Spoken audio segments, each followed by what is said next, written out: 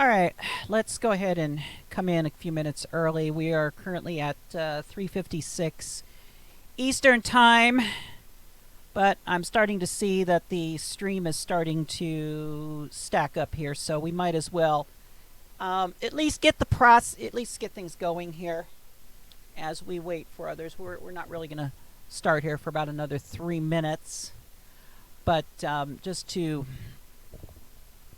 just doing some of the things I normally do before I take the test card down. Um, yeah. So we'll be talking here today about the what's going on. First we'll talk about COVID-19. And yes, Ricky, I am live already. Just trying to get in there just a little early because I know that there's, as I was setting up the stream, I was seeing that there was already people waiting in line. So sometimes, when you've got the only toilet paper in the whole region, that, you better open those doors and just get everybody in there. And I'll tell you, even I did our supply run yesterday. Actually, she sat in the car most of the time, and I picked up everything. We did have one place that we had to go to that Eva had to be the one to take care of things, but overall, things went well.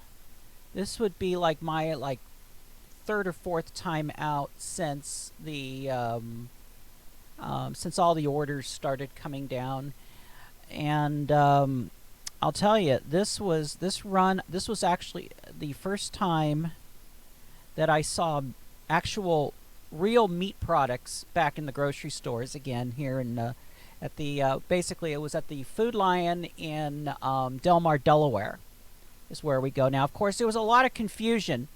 Because in out here, we're right on the border of Delaware and Maryland, out here on the Eastern Shore, and there's like one town. It's Delmar, Delaware, Delmar, and literally the main street of Delmar, Delaware, is the state line between Maryland and Delaware. Hence the name Delmar.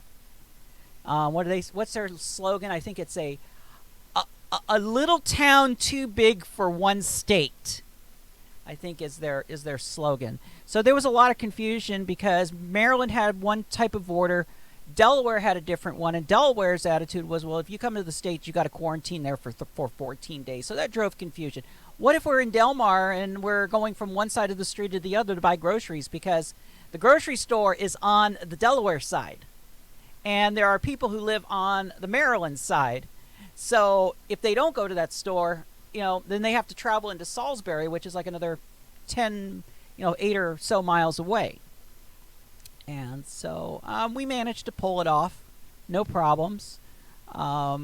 We had to go to both Delaware and Maryland destinations for yesterday's venture. I don't have a sore throat. I don't have a dry cough. I don't have anything. I was wearing a mask and gloves. And for the first time, I was at the it was at the Target in Salisbury. I managed to find TP. Okay, this is the first TP I have found since the virus things have taken place. So anyway, just a little personal story there. Hi Brock and hi Ricky and anybody, please, there we go. I do this every week. I keep forgetting that here is there and there is here. So yeah, so there you go. There we go. Use the chat. Use the chat, please. About a week ago, I got a email from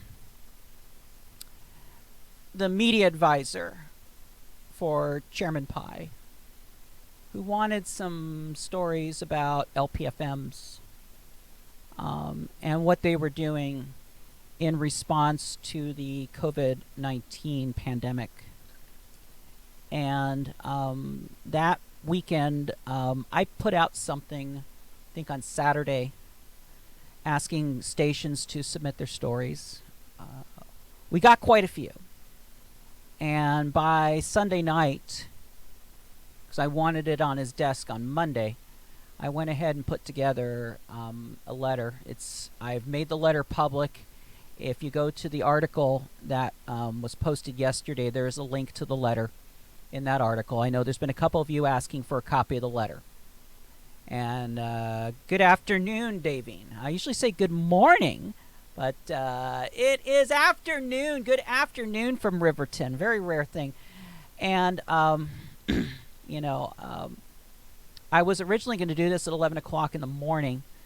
And there were a couple things. Number one, we knew that the draft NPRM was supposed to be, the draft report and order was supposed to come out today. And we just didn't know when. So, also, too, I upgraded, since the last time we've been on live, I upgraded the OBS, our OBS Studio software to version 25, the new version.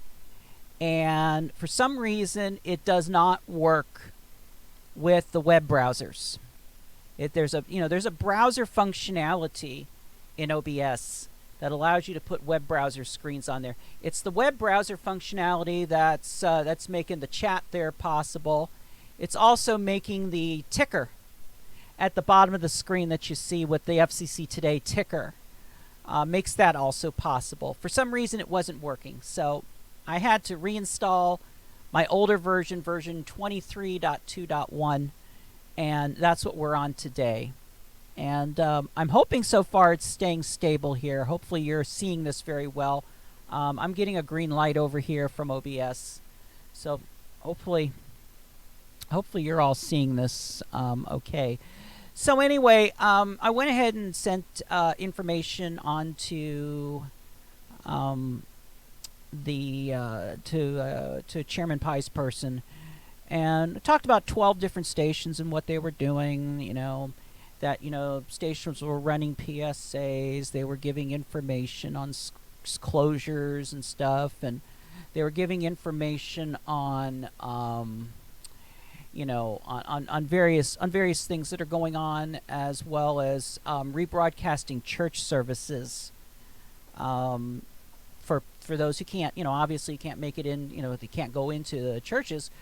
So, there's been honestly, there's been a lot of inquiries that I have received, and even more that John Brumel over at Christian Community Broadcasters has received from churches wanting to do parking lot services. And bottom line is allowing people to pull into the parking lot, leave their windows up, and be socially distanced in their cars while receiving the church service, and using the radio, a low-power radio transmitter for delivery. Now, of course, this brings up all kinds of wild concerns and such about using those Chinese-made transmitters that you see on Amazon, the ones that are not stable, the ones that spur all over the place, the ones I sometimes say, yeah, the boxes that could crash airplanes, yeah, those things. So we've been working together on ideas, the Part 15 stuff. If you do it right, it can work. And again, the idea is don't interfere, but stay within, stay and use the certified gear. That's the key thing. And if you want better performance, go on AM. Believe it or not, but if you find a good frequency, daytime especially, since these are all daytime, you go above 1610. With a like a Hamilton Rangemaster, or with a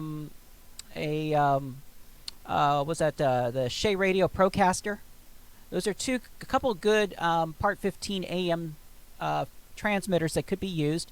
You could probably get away with a talking house.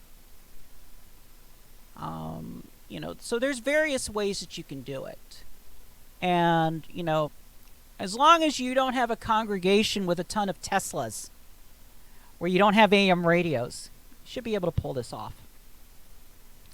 Heard from, various stations on various things. We've helped out KBUU to get an interesting STA.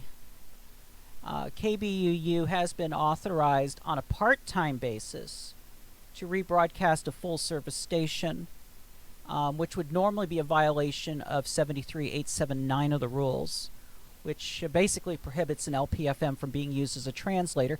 And their idea is that they're in Malibu, and if you've ever been out to Malibu and driven along Pacific Coast Highway, all the FM stations pretty much go away as you're going down PCH, because there's a huge amount of terrain between PCH and very close terrain between PCH and Mount Wilson and Mount Harvard and Verdugo and Hollywood Hills, and where the broadcast transmitters are for Southern California. So, we'd already gotten them authorization for 2 boosters. And so Hans at KBUU approached me and said, we'd like to rebroadcast KCRW. We've got a relationship with them, and, let's see what we can do. I had started to work on the STA, and then I saw that a station in rural Colorado that was in a school, and they had to abandon the school, was able to get an STA to rebroadcast, believe it or not, a commercial station. So I went ahead and pulled it off, and within 24 hours, I got an STA grant for KBUU. So now they are permitted for 3 months from the time that we got that granted in mid-March to do this. And of course, if this shelter-at-home condition stays around longer than that, then we will ask, we'll ask for an extension on that. So we saw that happen. We saw a lot of things take place. Questions have come in regards to announcing, identifying businesses that are open. Some are concerned that an NCE station or any non-commercial station, whether it's full or low power, is required to, is not allowed to at least say, hey, Joe's Crab Shack is open for carry out delivery. For the McDonald's is open for the drive-through. And such. And I will say this: I would still avoid the call to actions. I would still avoid go on down there or anything like that, even if they're not paying you. And this is the other key thing too: is that if they're not paying you, if you are doing this out of the goodness of your heart and to say, hey, we're just going to start listing the names of businesses that are currently open. And if you just give that list in a non-value-added, non-promotional way, I don't see an issue. I don't see an issue with this at all. It may, be careful in case any of those businesses are normally your underwriters.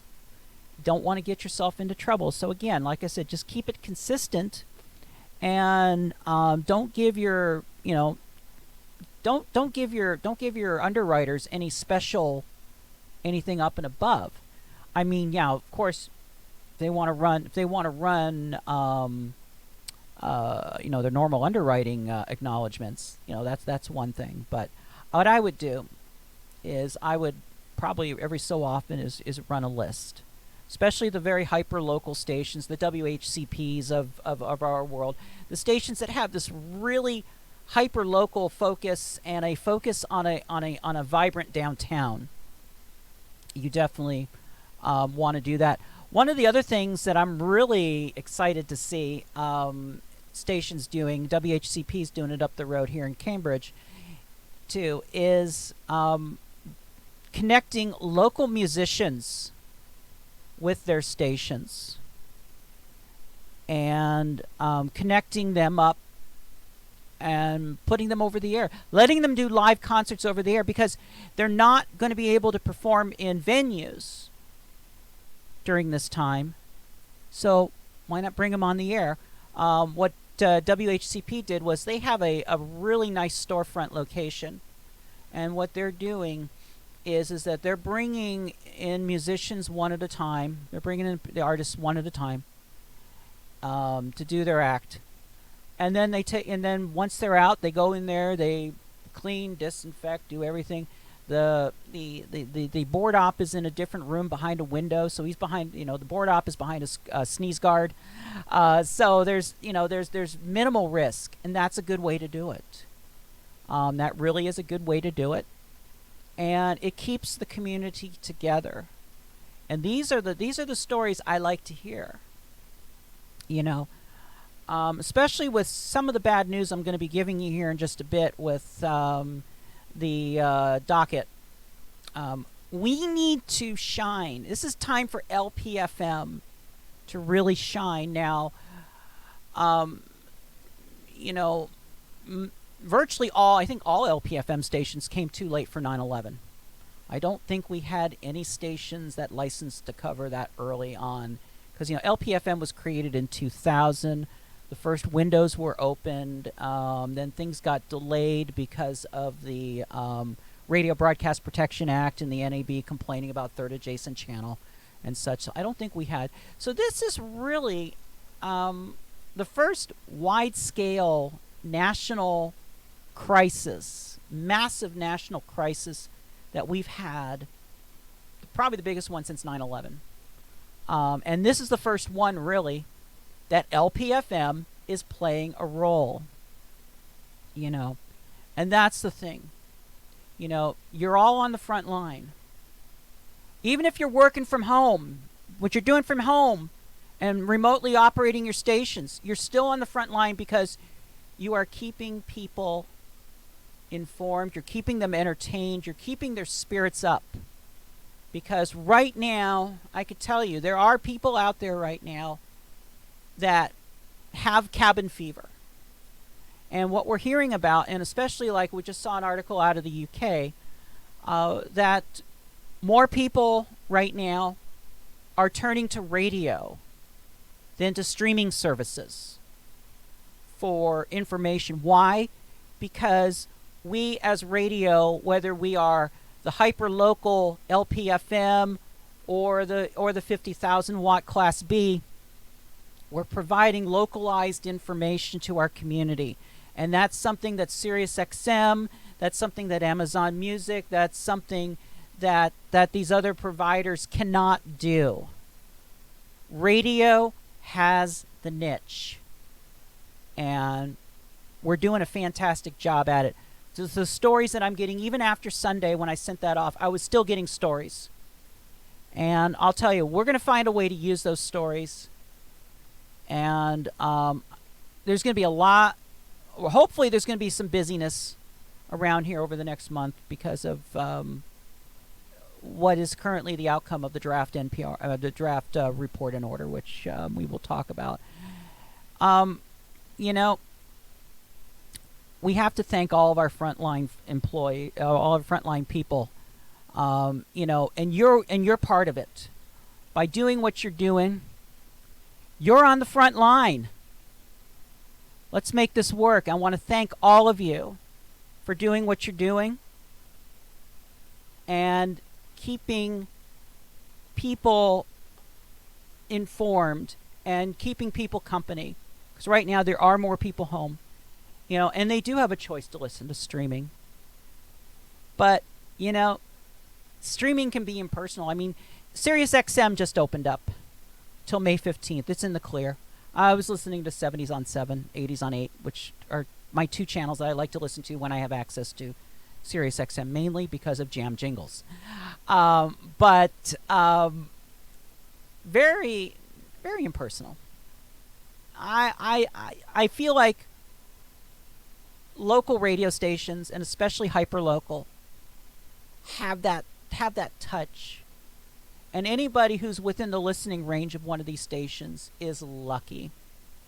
But, you know, we must acknowledge and recognize everybody on the front line.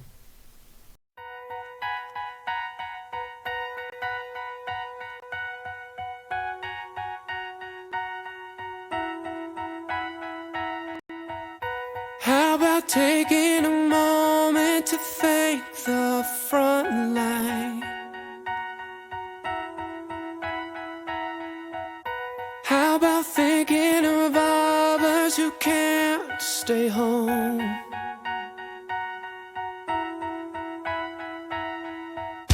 How about fighting to get these workers protection?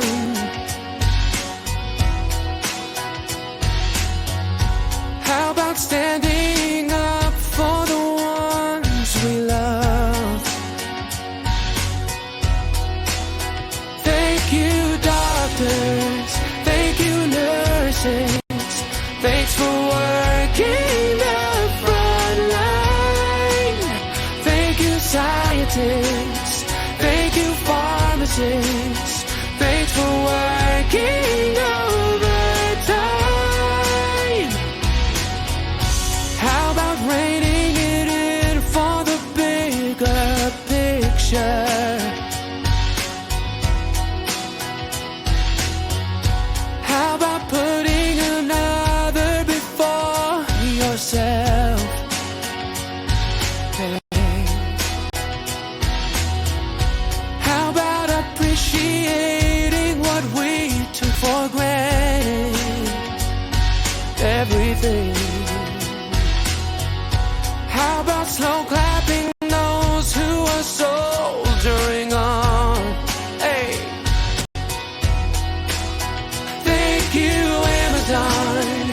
Thank you, grocery clerks. Thank you, all-night truck drivers. Thank you, janitors. Thanks, mail carriers. Thank you, selfless volunteers. The moment we can all buckle down, the sooner the moment this all will be over. There's so many ways to help out. Let us start by giving thanks. Thanks. To everyone who's sick, we're sending you love. To everyone who's struggling, I feel you. I so do. How about governing without all of the politics?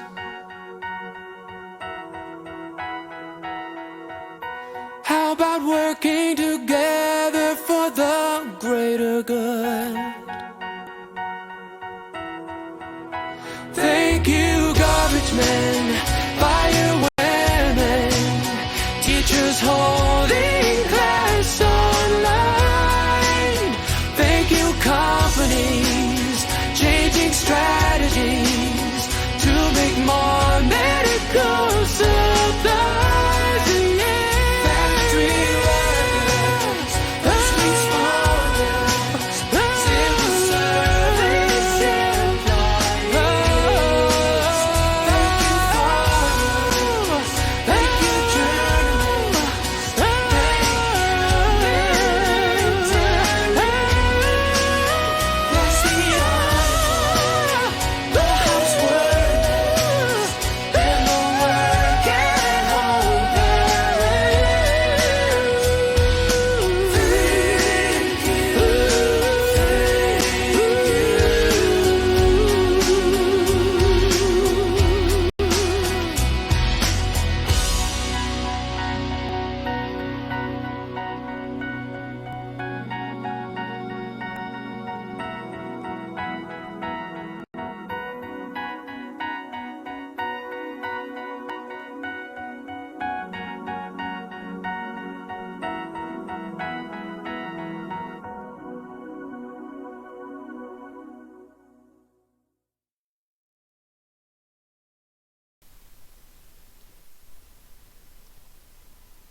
Eva played me that last night, and she told me about that music video last night, and I'll tell you,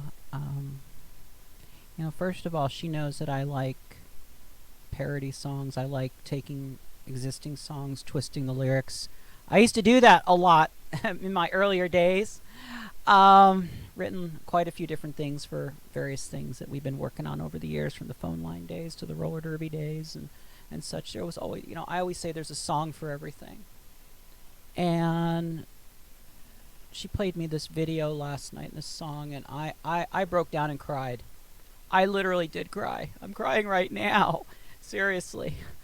This song by Chris Mann, is a YouTuber, just moved me.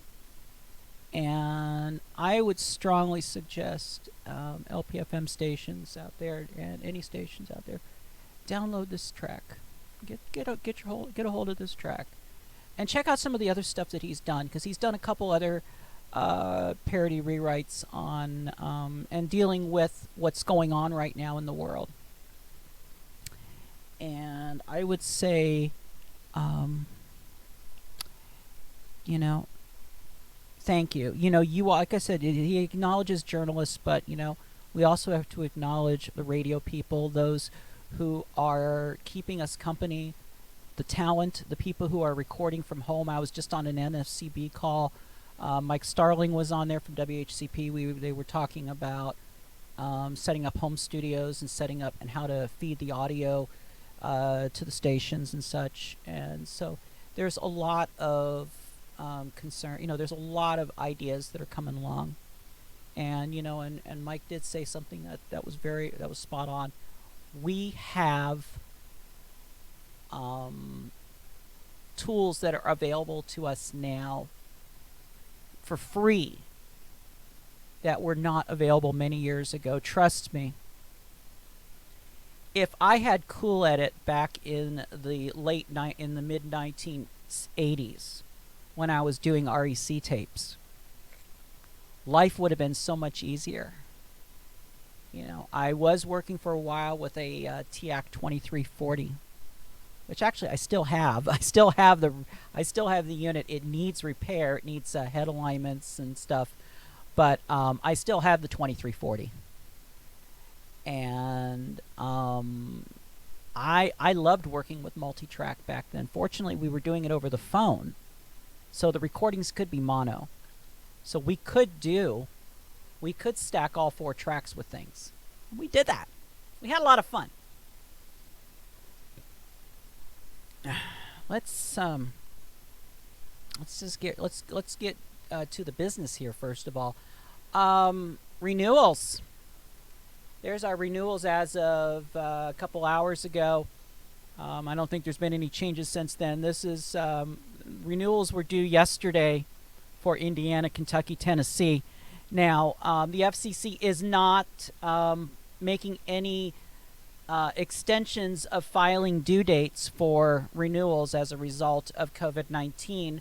Instead, the FCC already has in place like a grace period right now. So if you are a few days late on your renewals, time to get them in. And also to, if your renewal does not involve, if you weren't silent during your last license period, if for an LPFM it would just be silent, and you've had no notices of violation, and your station's not currently silent, it is a very simple application. I give information on how to do it. There's a separate video on this channel. Please subscribe to this channel, by the way, like I just said there, and you'll get information on how to do the renewals. Or if you want me to do them, I do ask for $100. That keeps food on the table. And right now, of course, we could use it, but at the same time, we also recognize that times are tough. A lot of your stations right now, I know you're all having issues out there, and with underwriters and such. And right now, like I said, LPFM this is the time to shine. And if you can show that your station is an asset. When all this is said and done, there's going to be, there'll be businesses that want to associate with your station. They want to be a part of your station. One other very interesting piece of business before we get into the report and order draft, and because I know that's why a lot of you are here. Very interesting notice of proposed rulemaking. I mean, not a rulemaking petition just came up today, and we saw this one coming a while back, and we've seen this. We've been seeing scuttle about this for the past couple of years, and this is a very interesting. This is a very interesting proposal, and all it's doing is it is asking for the FCC to allow FM boosters to separate programming, certain amounts of programming from their primary station, so they can do like geo-targeted ads. Let's say, for example, iHeart has, some of the iHeart stations, they have a booster. They have boosters for these stations going into the Santa Clarita Valley. The Santa Clarita Valley is north of the San Fernando Valley in the Los Angeles area. It's a very heavily populated area, but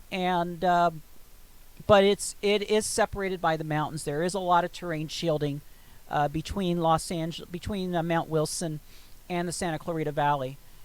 And imagine that they would be able to insert local ads for local businesses up there, give local traffic, local weather information for that area, while still doing something different for Los Angeles.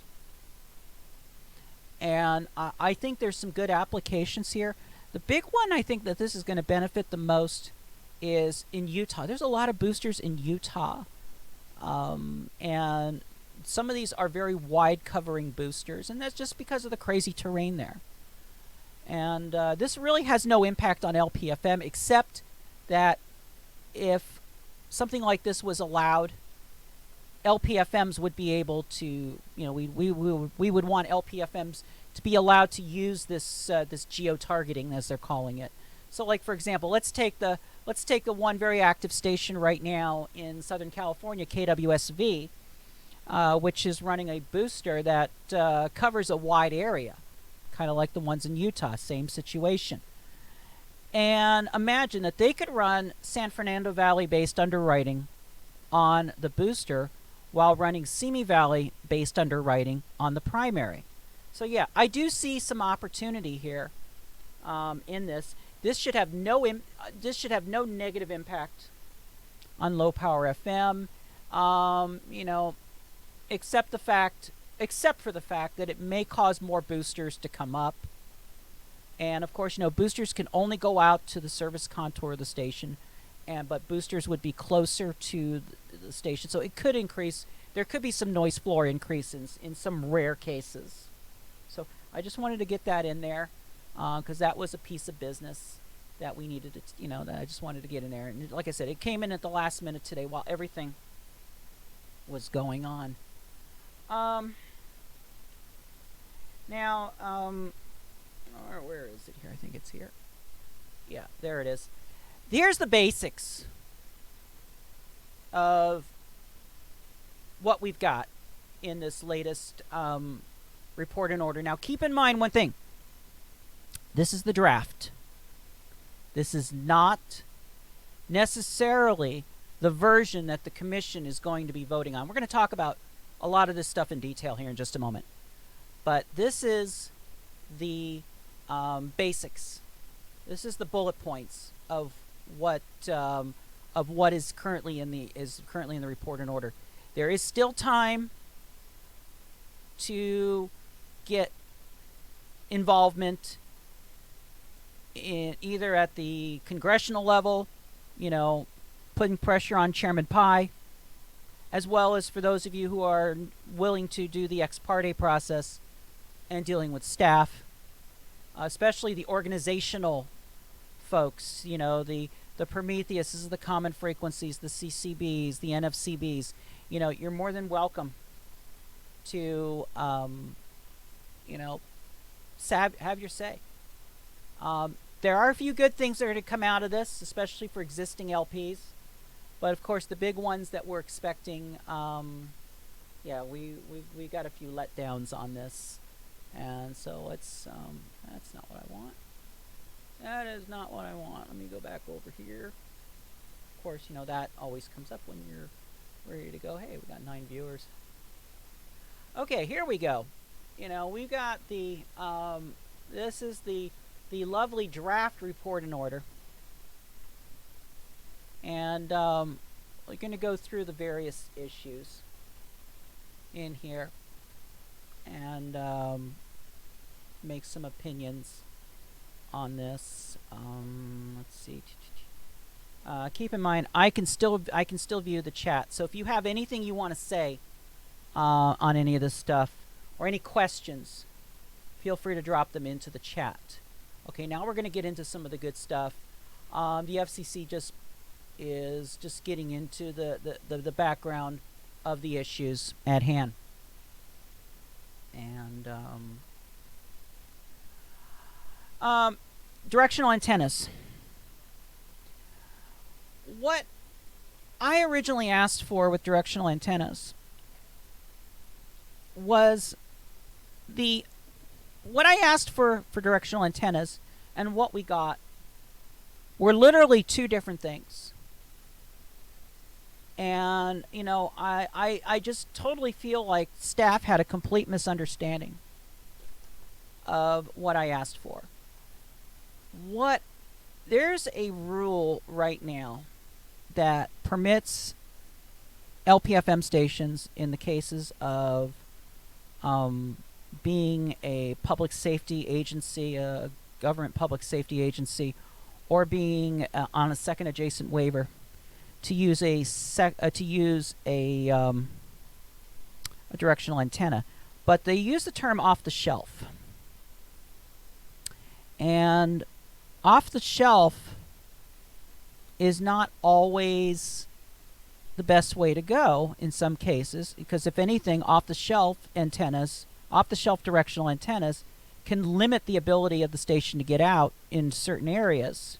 And if they're just doing it just to protect a nearby residence, for example, on a second adjacent channel, what I wanted codified that they could use composites too. That's what I wanted. I wanted to be able to just use a composite pattern, meaning, like, for example, two Scala CLFMs skewed in different directions. You know, we've got the software here to design that. We've got the software here where we can build those. And actually, there are a few LPs that are currently on the air right now with these. But I wanted those words off the shelf taken out of the rules. That started a hellstorm, apparently, at the FCC. Because what we got now is, we've got the ability now to use directional antennas. Okay, that's great. But now they're wanting us to do a proof of performance and such. They're wanting us to follow full power rules for the directional antennas, even though FM translators do not have the proof of performance requirement, nor do they have the requirement that somebody has to, that a surveyor has to go out there and certify the installation, which of course is an added expense. And that's really, that's an added expense to LPFM stations.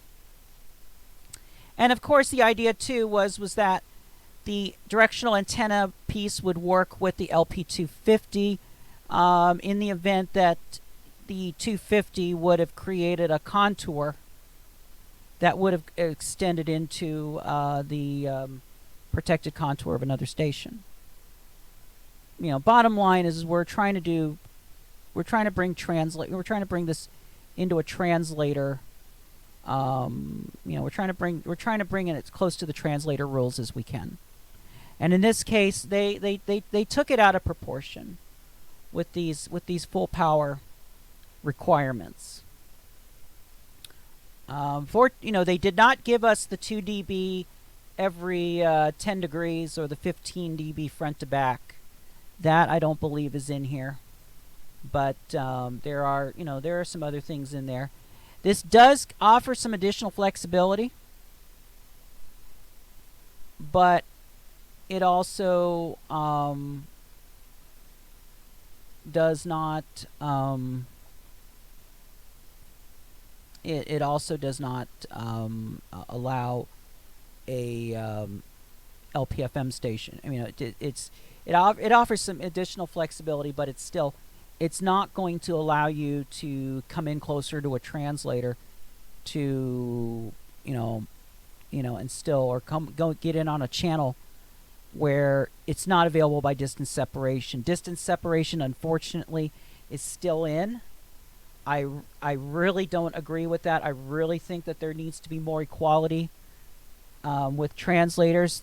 I feel like the FCC is they're underestimating and underappreciating the developments that low power FM and those in the community, especially Paul Boehm, who's been working on the R Free project, and those who have been able to make applications and software, and including the stuff that we've done internally here at REC, and have brought contours to a less expensive level. Everybody hears contours and they think, oh, it's this extremely hard to do type of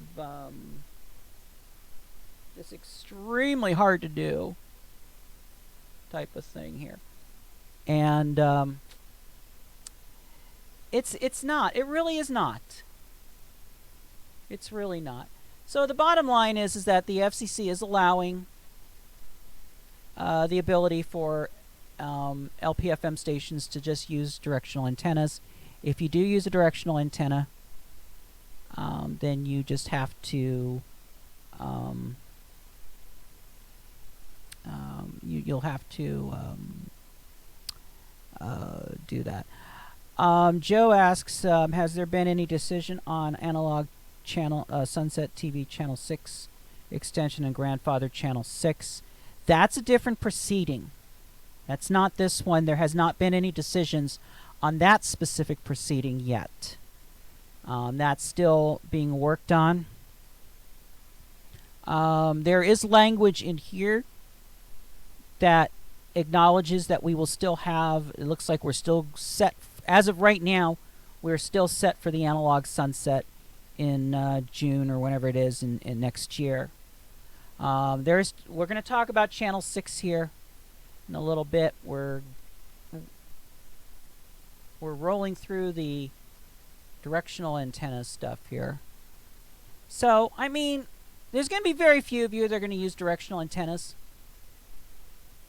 And,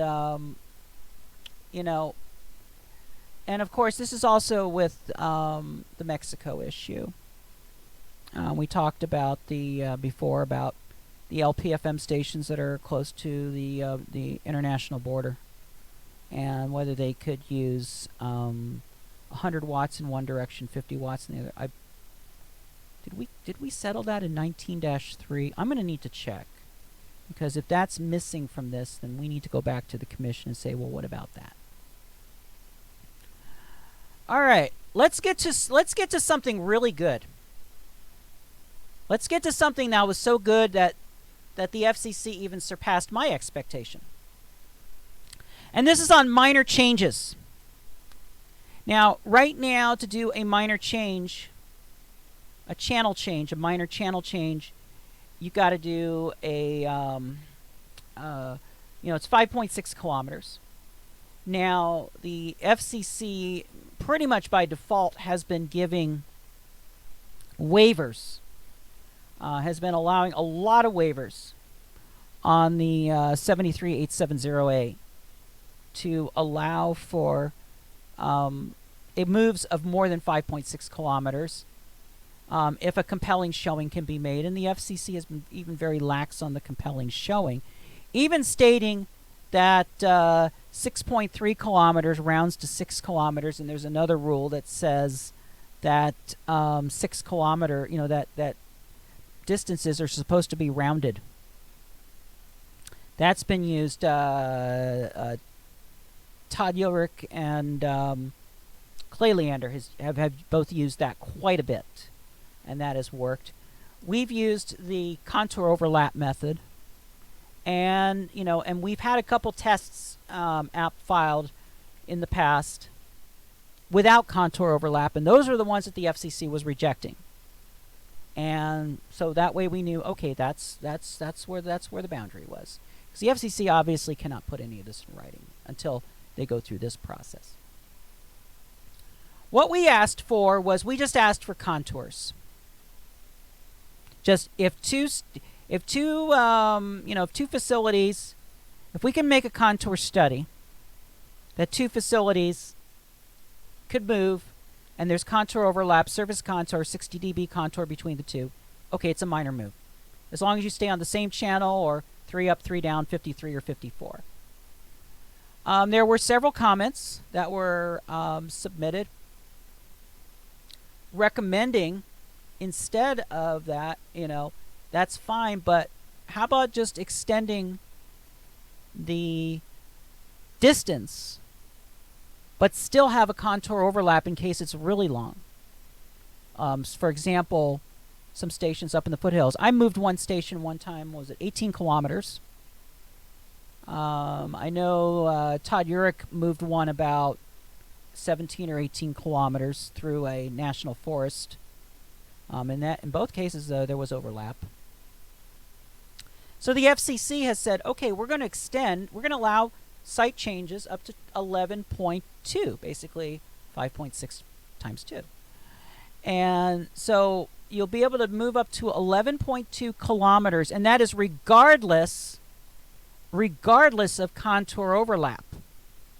So actually, this is better than what I asked for, because this is a case where if you have an LPFM that's, let's say, in a valley on one side of the mountain, and you want to move it to the other side of the mountain, and let's say there isn't any contour overlap for whatever reason, but it's still within 11.2 kilometers away, you can make the move under this.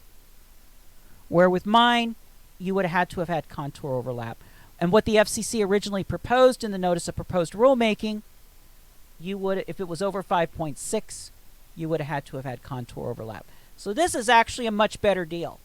So it's 11.2, or any greater distance that would result in the overlapping 60 dB service contours between the existing and relocated facilities. So basically, they gave what I wanted, and they gave what a few other commenters wanted. This was a good deal. Okay, so we got at least something good out of this so far.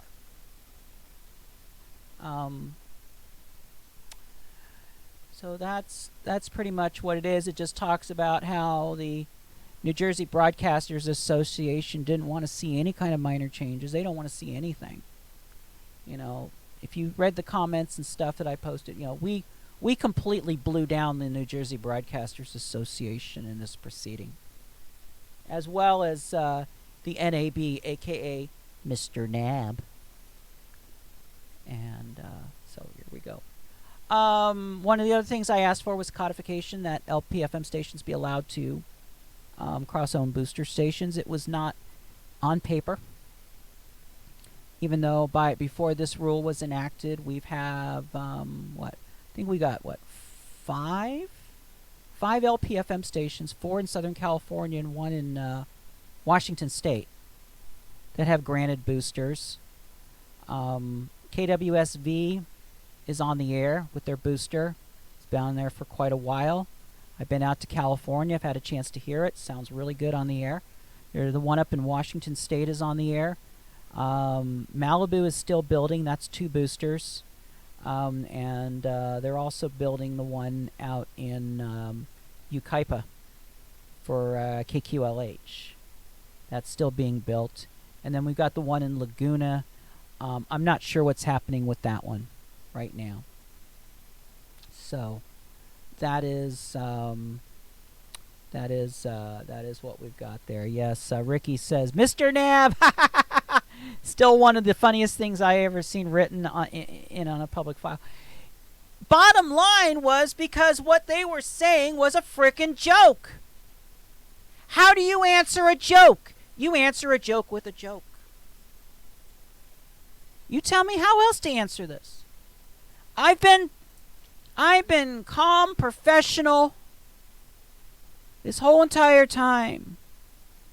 But, you know, when you've got the NAB who's playing loop-de-loo in their arguments, yeah, sometimes you've got to crack. And yes, I cracked. I'm cracking right now. Michi cracks. Film at 11. All right. So anyway, so basically bottom line is that an LPFM would be able to own up to 2 boosters. The FCC made it clear that you can use any form of delivery to get the programming to that booster. They originally wanted to limit it to over-the-air. You can't do it that way with many of these boosters. You have to feed it somehow or another other than over the air, because it's the same frequency.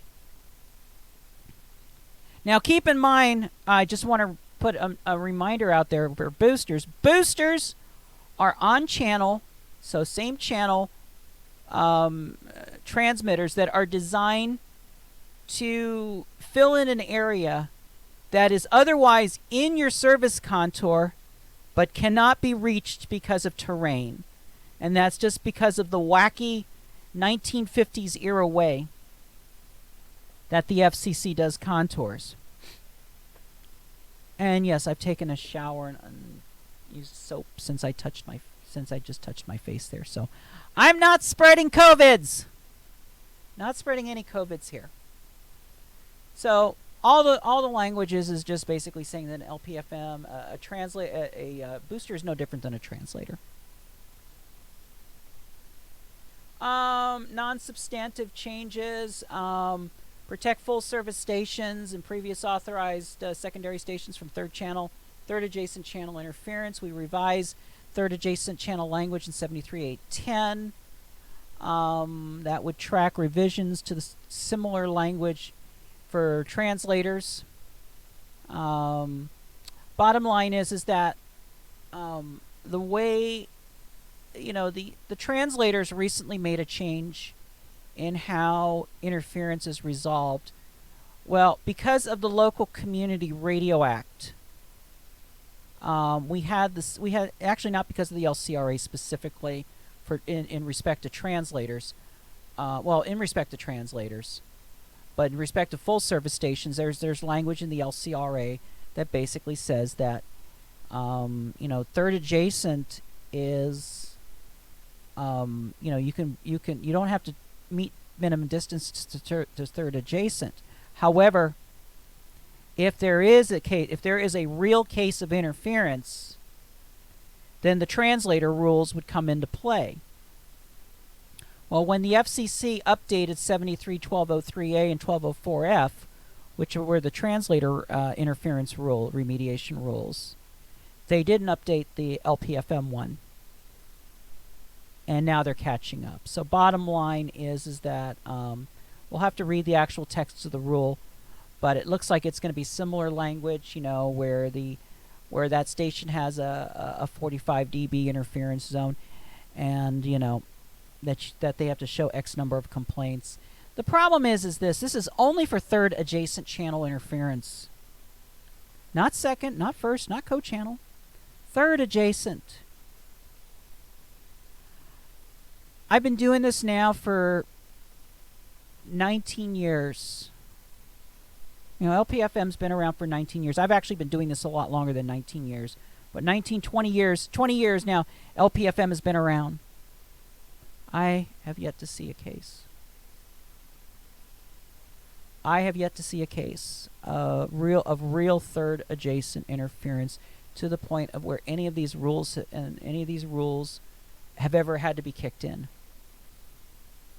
This is all fluff because it's warm and fuzzy for the NAB, for the New Jersey broadcasters, who actually got pork put into the Local Community Radio Act in respect to protection of LPFM stations in New Jersey.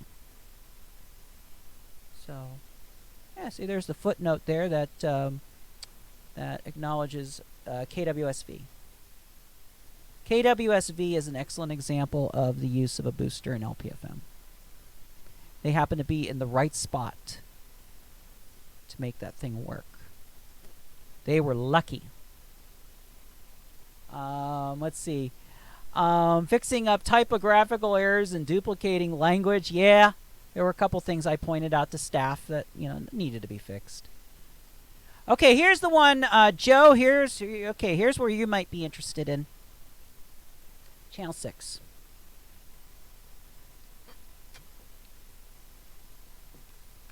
Now, the sunset date is still on for analog Channel 6 low-power TV stations. That's not even in this proceeding. That's not even being debated. However, there was some last-minute pleading by ABC in the role of being the owner of WPVI TV Channel 6 in Philadelphia and being backed by several other full-service TV stations to kind of put the brakes on the FCC's proposal to just completely eliminate the reserve band to Channel 6 protection requirement. Here's what's happening. What the FCC is going to do is for full service and for translators, it's going to be business as usual. For low power FM and for Class D, we're going a different route. Currently, right now, or we'll say for LPFM, there's currently a fixed distance separation tables in 73825 of the rules. There's distance separation tables for LPFM to full service, LPFM to low power TV, Channel 6. Now keep in mind, this only applies if you're proposing an LPFM station on the 20 channels between 88.1 and 91.9. There's not that many stations on there right now, mainly because there's extra distance separation requirements, and because a Class A station, even if it's just a 150 watt ground level station, is considered a 6,000 watt station in the eyes of the rules for LPFM. So the Channel 6 rules are going to be basically what we had proposed, and which is to use a contour study similar to what FM translators are using. So what we would be looking at is we would be looking at the 47 dB protected contour of the TV Channel 6 station. And then there would be, for each channel from 88.1 to 109 or 91.9, there would be an interfering contour value. And the lower, the higher the channel you go, like for example, the actual contour size for 91.9, the interfering contour size would be a lot smaller than the one for 88.1. And then as long as those two contours do not overlap, then you can show no interference to the Channel 6 station. Now, LPFMs are required to protect low-power TV. Full-service stations are not required to protect low-power TV because it's the whole primary versus secondary thing. The FCC is going to defer the complete elimination until sometime after the analog sunset. And I think what they want to do is I think they want to gather more information. You know, NPR Labs did put out quite a bit of information almost 10 years ago, right around the digital conversion on this. And I think the FCC is going to want to do. I think the FCC is going to want to refresh the record on this. So that issue, that complete elimination that we had talked about of Channel 6, is not going to happen as far as protection goes. You're still going to have a contour overlap that you're going to have to deal with, even for the digital low-power TV stations after June of next year. And that is something we can handle here. REC will be able to handle those. Not sure how we're going to be able to. I'm not sure how we're going to get those into the tools yet. But it is something that we could handle. You know, we were hoping for the complete elimination, because if that happened, yeah, there would be quite a few channels opening up for the window. But even with this revised policy for the low power, for the protection of the low power TVs, this is a massive improvement than what we have already. Because right now they're assuming that every low power TV station is 3 kilowatts. Was it, I think, 3 kilowatts at 100 and something above average terrain or something like that. And you know, some are bigger because there is no height above average terrain limit on low power TV. Los Angeles, San Diego, there's a lot. Those are facilities that are actually bigger than Class B facilities. But then you got the little small towns with the little 10-watt, little 5-watt LPTV station in their little translator. Well, that thing is protected out way over, and we included information on the extent of the overprotection under the current rules. So yeah, we kind of got what we wanted. Also, too, one thing that we got with this too, that wasn't originally proposed, was that if you can go to the TV station, whether it's a full service or low power, and reach an agreement with them, perhaps maybe you put up a certain antenna, perhaps you agree to go vertical only.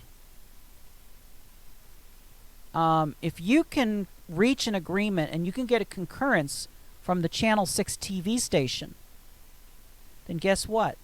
The FCC will allow that and will waive the requirement. So if you are looking at especially for the window, if you're looking at a reserve band channel, you may have to approach the TV station involved. Especially if you're on the higher end, if you're trying to go up to the higher end, if you're trying to go into the 91s, I don't see an issue. I really don't see an issue. I think that this is old theory. The FCC was not ready to jump on it. There's the footnote number 83 there from ABC with their late ex parte. All right.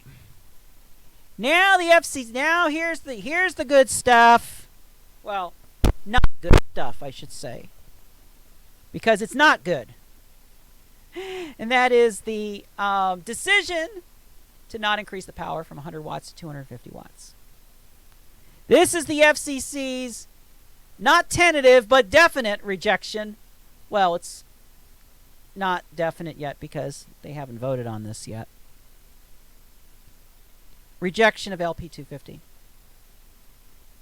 Consistent with our tentative decision in the NPRM, we will not alter the 100 watt maximum effective radiated power of LPFMs. We continue to believe that REC's proposal that the Commission established a new class of LP 250 conflicts with the Local Community Radio Act, would complicate LPFM licensing, and is inconsistent with Congress's and the Commission's intent in establishing the LPFM service. The Commission has already taken action to improve signals by allowing them to apply for and consent to rebroadcast their signals over FM translators. Whoopee-doo. Whoopee frickin' do. When you haven't even given LPFM stations an opportunity to apply for translators. You now expect them to go out and spend $50,000 or $100,000 on a translator. You know, I wanted LPFM stations to have an opportunity to have translators. I wanted them to have an opportunity in the same window that auction 100 was in. That would have been the perfect window to do it. And just keep in mind, if we did have that, if there was a commercial application and a non-commercial application that were competing, the commercial application would win automatically. There wouldn't be an auction. Let's see here. Obviously, the NAB New Jersey support keeping the LPFM power at 100 watts. Many other commenters urge reconsideration of the tentative rejection. They argue that power increase would overcome poor signal quality, that LPFM stations may face due to building penetration difficulties, irregular terrain, spectrum congestion, interference from fill-in translators, and substandard antenna locations. Commenters note that the Commission has helped other broadcast services experiencing various difficulties, and asked the Commission to assist LPFM stations as well. The REC's original LPFM 250 proposal discussed a 73-815 regime, whereby the Commission would apply LP10 spacings to LP250. The NPRM rejected that approach, as it is contrary to the LCRA. We agreed with that. In its comments, the REC now proposes to allow LPFM stations to upgrade to LP250 while continuing to use LP100 spacing and requiring as a backstop contour studies to facilitate demonstrate no overlap or increased overlap to other stations, especially in terrain that REC calls foothills. Foothill effect. Originally brought up by EMF in the Gorski Press case, Razor Cake Gorski Press case in Los Angeles. REC states that the signals of LP250 stations would extend into the existing 20-kilometer buffer zone. LPFM stations must currently maintain, but would be still sufficiently spaced from other stations to avoid any interference.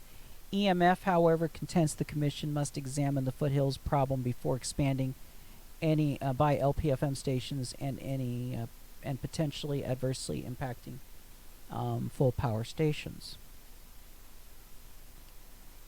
The backstop that I proposed was pretty much, the bottom line is that you are allowed under my revised proposal, and actually this was part of the 815 regime too, was that if you upgraded to 250, you also had to make a showing that even if you upgrade to 250, that your 40 dB interfering contour code channel or 54 on first adjacent did not overlap another station's 60 dB service contour.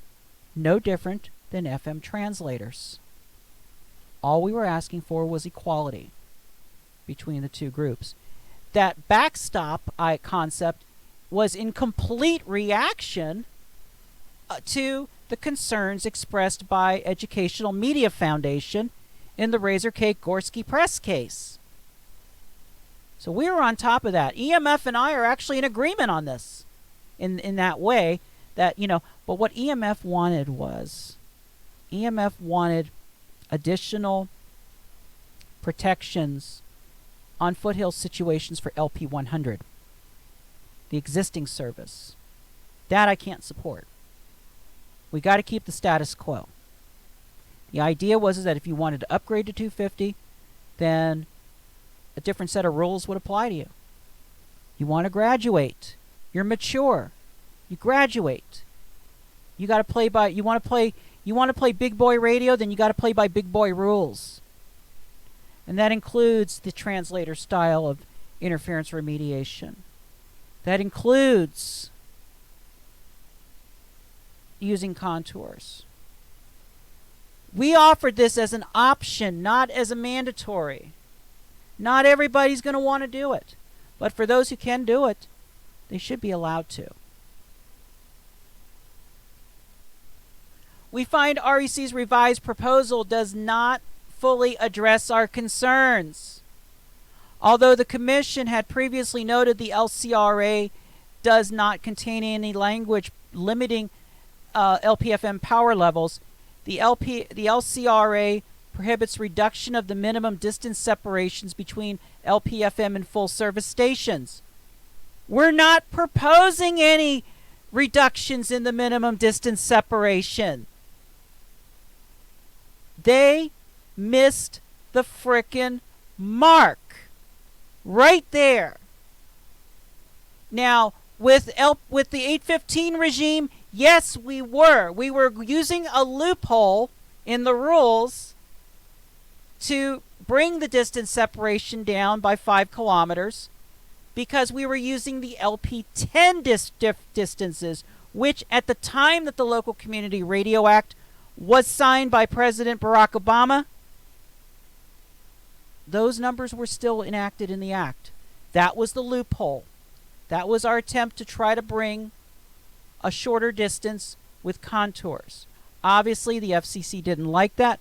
We countered and said, okay, to comply with the minimum distance, we go to 100.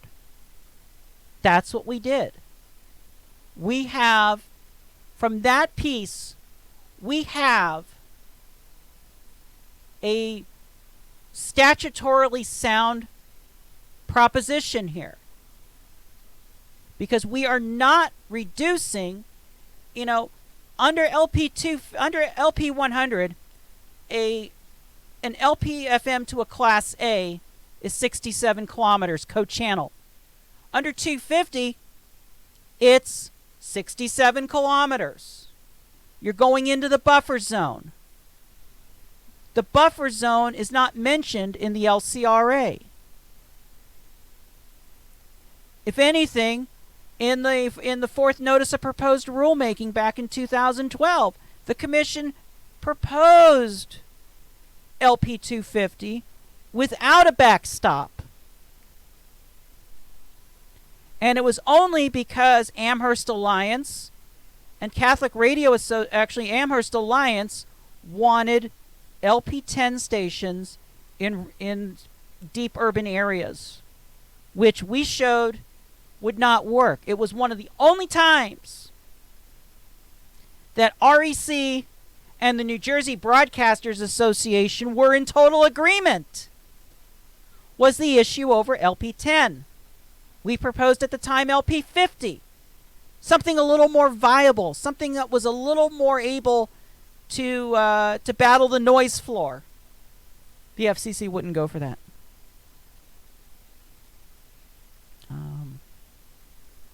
Let's see. REC has not shown how its proposal is consistent with the LCRA or with the concept that the spacings needed to protect against interference increase along with the station power levels. Again, buffer zone.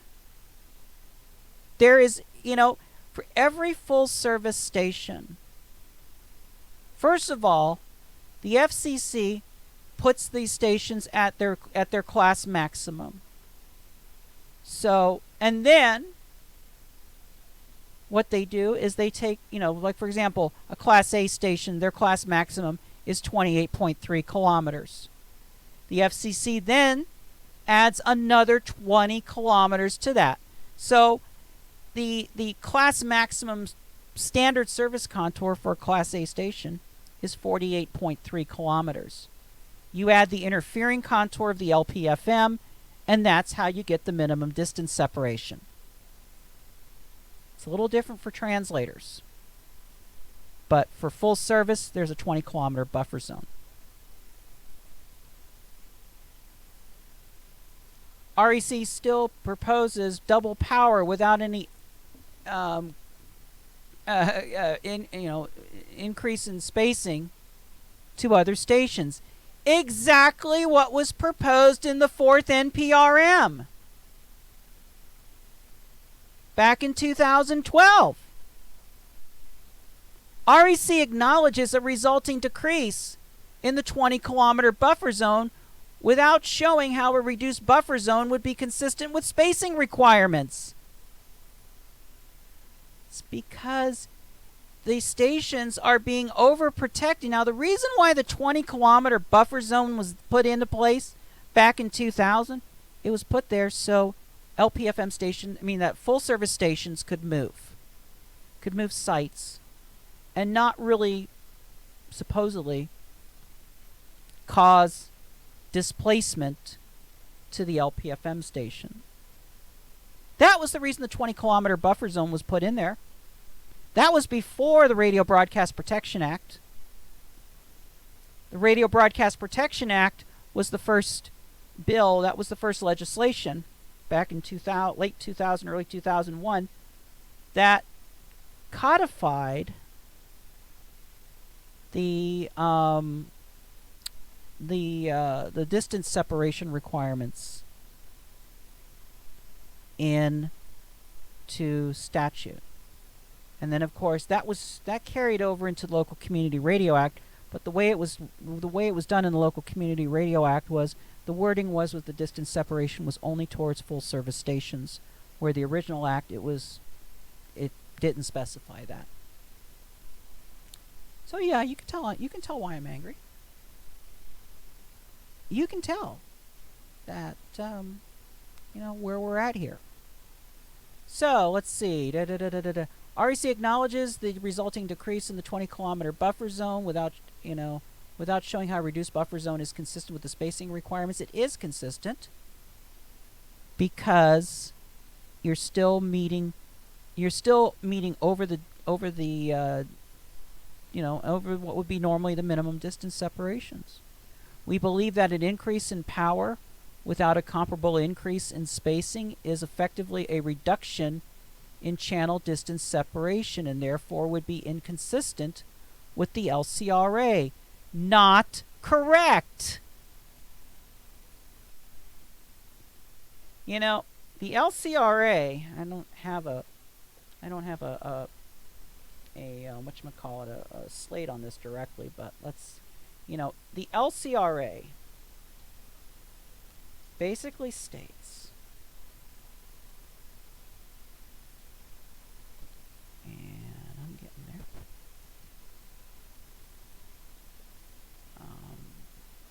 All right. In general, the Federal Communications Commission shall not amend its rules to reduce the minimum co-channel and first adjacent and second adjacent channel distance separation requirements in effect on the date of the enactment of this act between low power FM stations and full service FM stations. Now, how do you read into that? How do you read into that?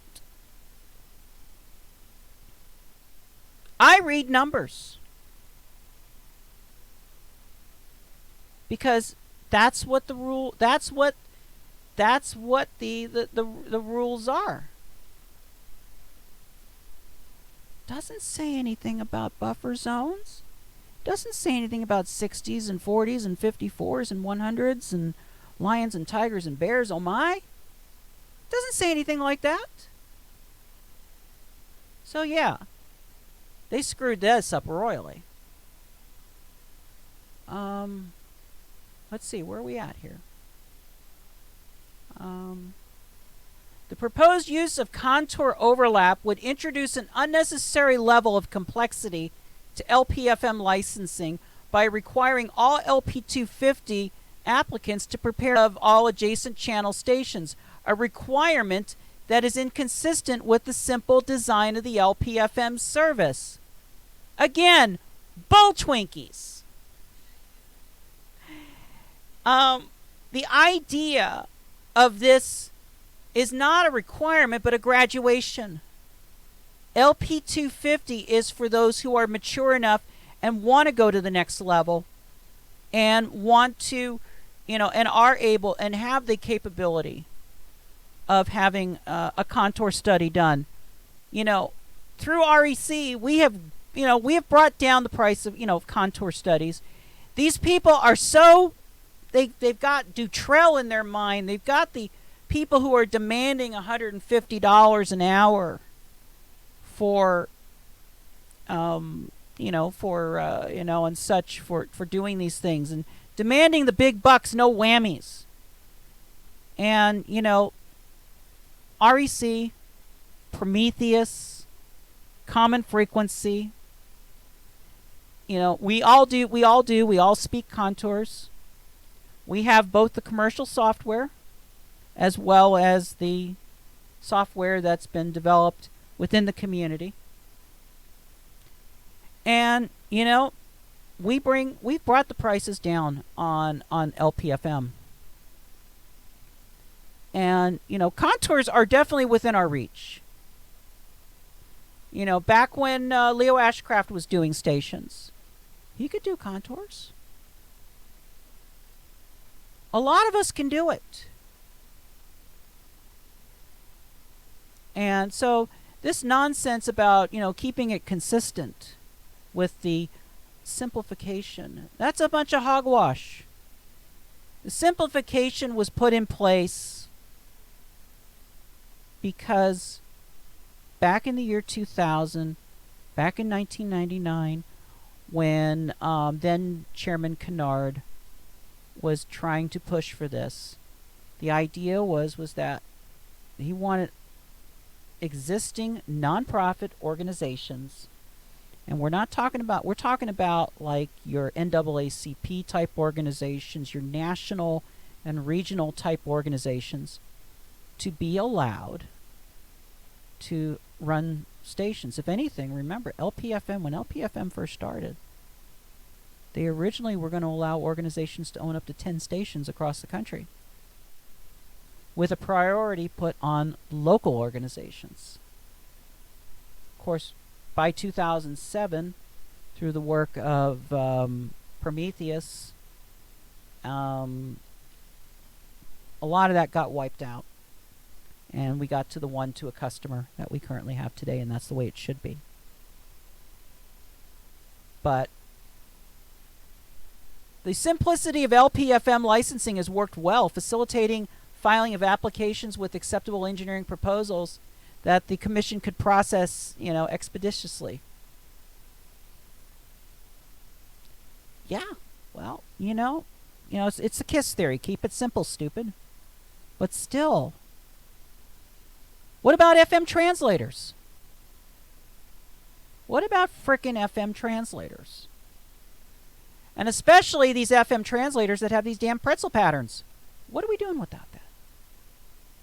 Although, as REC observes, the Commission sometimes used a contour overlap analysis to grant waivers to LPFM stations seeking short-spaced authorizations, such actions differ significantly than REC's LP250 proposal, which then would authorize an entire new class of LPFM stations on a regular, non-waiver basis, subject to the requirement that they undertake complex overlap studies. Okay, short-spaced authorizations. Let's see, what's on the footnote on that one? We note that our revised definition of minor change includes an option to use contour overlap in a manner quite different from what REC proposes for LP250 stations. Stations applying for authority to make minor changes. Just simple. Okay, yada. Such a contour analysis involving a single LPFM station is not based on any interference protection. Yeah, that's true. That's true. But still, I assume here, when they're saying granting waivers for short-spaced authorizations, I'm assuming they're talking about second adjacent channel waivers. And virtually every one is going to need some form of a contour study, because in two different ways. Number one, first of all, there are situations where, yeah, you can show a lack of contour overlap. You can show a lack of overlap between a 100 dB interfering contour and a 60 dB of a second adjacent, and showing that. But you also have to, on other ones, on every other one, you have to do a contour. You have to at least draw one contour from the full service station to the LPFM, because you need to find out where in the service contour, what service contour of that full service station reaches the LP. because then that will determine what the interfering contour is for the LPFM station. Remember, it's the 40 DU. That's that UD ratio stuff. And then then you measure the size of that contour. So, like if a full service station reaches an LP at their 80 dB contour, then what you have to do is you have to make you have to measure out the distance to a 120 dB interfering contour, which basically at those levels interfering, it's the same. And sometimes it even goes to what's called a free space equation. And then that's the amount of distance. That's what we call the overlap zone. That's the zone where there can't be any population. Or if we use certain antennas, that the antennas will not reach the ground. And so in this case, it's the closer you are to the second adjacent, the better off you are, which is totally different than co-channel and first adjacent. Eliminate the HD fed backdoor stations operating on translators. Agree, but that's a difference. That's a different proceeding. That's not even in a proceeding right now.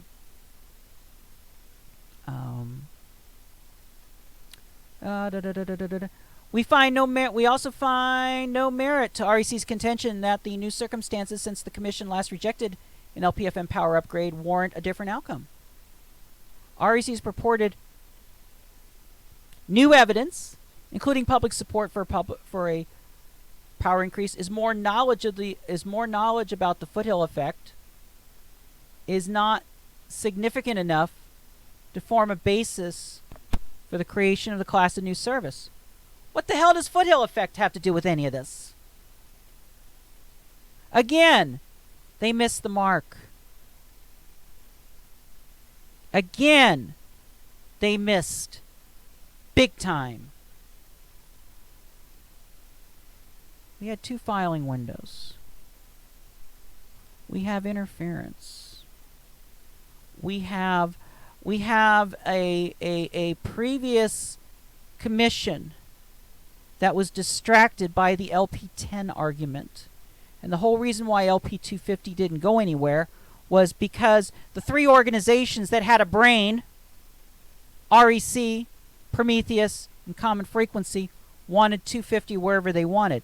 Nick Leggett and Don Shellhart only wanted it in these deep rural counties. Why? So they could have LP10 little hobby stations, little part 15s on steroids. That's what they wanted. So, no, foothill effect. What does the footnote read on that one? 103. REC comments at 9. REC argues that the foothill effect was not known until the 4th NPRM and was not experienced in actual operation. Well,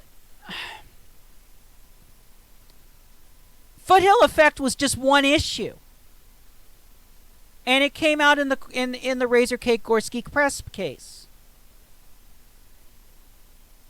and that is only significant in one part of in a couple parts of the country where there is wacky terrain like there is in the West, especially in Los Angeles and in the Central Valley of California, where we got really wacky foothill effect there.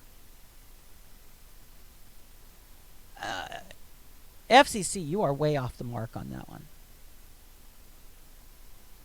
one. With respect to the argument that LPFM stations are struggling and need assistance like that available to other radio services, we note that the Commission previously took steps to improve LPFM coverage by allowing them to use FM translators. Yeah, if they can afford $100,000 to buy an existing licensed translator that was originally assigned as a non-commercial to somebody in Twin Falls who's been making millions of dollars in selling selling unbilled construction permits. No. Give us a translator window and we'll talk about that. That's BS. Commission is way off on that. Steve White says, contour studies okay for second adjacent waivers. Contour studies okay for directional antennas. Contour studies are too complex for LP250. Okay. How about contour studies for FM translators?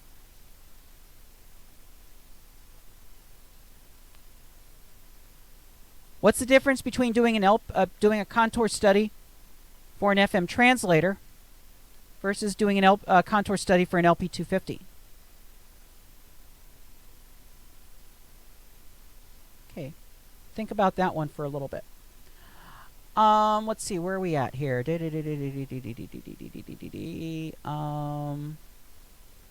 Let's see. The Commission is taking further action herein to address some additional difficulties without substantially altering the localized, simple nature of the service. Although the record demonstrates that LPFM stations would welcome the opportunity to upgrade their power and would be willing to accept some added complexity to do so, they do not provide evidence that altering the simplicity of where was I here? I got derailed. Sorry. Somewhere here I talked about simplicity. Okay, the simplicity of the LPFM service, an important continuing concept underlying the success of the LPFM service, is appropriate or would not be fully consistent under the Local Community Radio Act. Again, we are not proposing any changes to the underlying LPFM service. We're not proposing any changes to LP100. If people want simple, LP100. If they want a little more complex, after they become an LP100, upgrade to 250. That's what we're talking about. Stephen White says sarcasm. Okay. I will accept that. I will accept that. Decision not to publish updated lists of stations carrying radio reading service. This is an issue that I brought up, and it was more of a housekeeping item than anything. The LPFM stations are required under the Local Community Radio Act that if they are short spaced to a third adjacent station, and that third adjacent station has a subcarrier that's carrying a radio reading service for the visually impaired, that third adjacent station has to be protected. The problem was that when LPFM was first created, about 20 years ago when this was done, the FCC put out a list of all of the stations that at the time were reported to be running a radio reading service. Now, broadcast stations are not required anymore to report to the Commission when they're running subcarriers. They had to, I think, up until probably the 1970s when the FCC got rid of that requirement. And so they went off of a list that was a couple of lists that were provided by organizations that advocate for visually impaired radio reading services. And they included those lists. We put those lists into our database at the time. And so when you ran a frequency scan, when you ran a channel search in a particular area, and if there was a third adjacent short spaced and we had it on our list flagged as a radio reading service, it would not let you have that channel. We designed it that way. All we were asking for was an updated list. That's all we were asking for. So, in this case, we're going to disregard the list going forward. And if somebody files and a reading service complains, then bam, that might impact the application. Also goes the other way too. Is if we apply for a station on a certain channel, the FCC then comes back and says you can't have it because we show there's a reading service on there, and then you turn around and are able to demonstrate to the FCC that the radio reading service was discontinued 10 years ago, then you should be allowed to have that channel. Now, we have seen that happen, where the FCC has either denied the application originally, but then granted it on reconsideration, or the applicant came out and said straightforward, Yeah, we know there's a third adjacent. We think that they're, that in the past they had a radio reading service. Back in the 2000 report and order, you had it listed as a reading service. But here's the information from 10 years ago that they had discontinued the reading service. Okay. There was a lot of talk in the in the notice of proposed rulemaking. The FCC came up with basically opened the door on EAS. This was not originated by me, but the FCC did open the door in some discussion on EAS and basically made it a free-for-all. And of course, you had a lot of folks that wanted to see EAS requirements dropped. I did mention about the issues that LPFM stations are having, especially because of the fact that the EAS units have to be updated every time that FEMA sneezes. It seems like they have to do a software update. These software updates cost money, and for small stations, that means they have to do fundraising just to pay for a software update. So, we address those issues. But the bottom line is that the FCC has got to require EAS. It's got to be there. There's no way around that. Still decode only. You don't need to encode. You only have to decode as an LPFM. One thing they are going to allow now, and this will help, for example, our friends up in Portland and those who are running multiple LPF, they're running, there's multiple groups that are running a time-shared LPFM with a common transmitter site. The FCC is now allowing you to share your EAS with your timeshare partner, as long as the stations are co-located. The transmitter site is co-located. You'll be able to use the same EAS. So, like for example, I think there's the two. I think there's still two stations that are time shared in Portland. The Russian stations up there in Portland that share the same transmitter, and now they can legally share the same EAS. The two stations in Knoxville? There's a two-station timeshare there that we just did renewals on for. They'll be able to share. Anywhere where there's a common transmitter site, they will share. They'll be able to share now where they were technically required to have separate units, even though they were co-located and such at the same site. I don't think anyone has ever been fined for that, though. But still, it's just one of those things that we need to make sure that the rules are consistent and the rules reflect reality. And REC did not come out of the box pushing for any kind of reduction in the EAS requirements, although we did come up with suggestions talking about how, because LPFM's at the end of the food chain, that we should have a reduced requirement. We talked about in the past, I have talked about the ability for decode only stations to be allowed to use more open source solutions, things that don't require the whole lab certification process. And so we talked about that. So and unfortunately that is a different thing. That's going to have to come out of if there was a major change in EAS, that would come out of the Public Safety and Homeland Security Bureau, not out of the Media Bureau. Okay, basically bottom line says is if the EAS is broken, both stations are liable.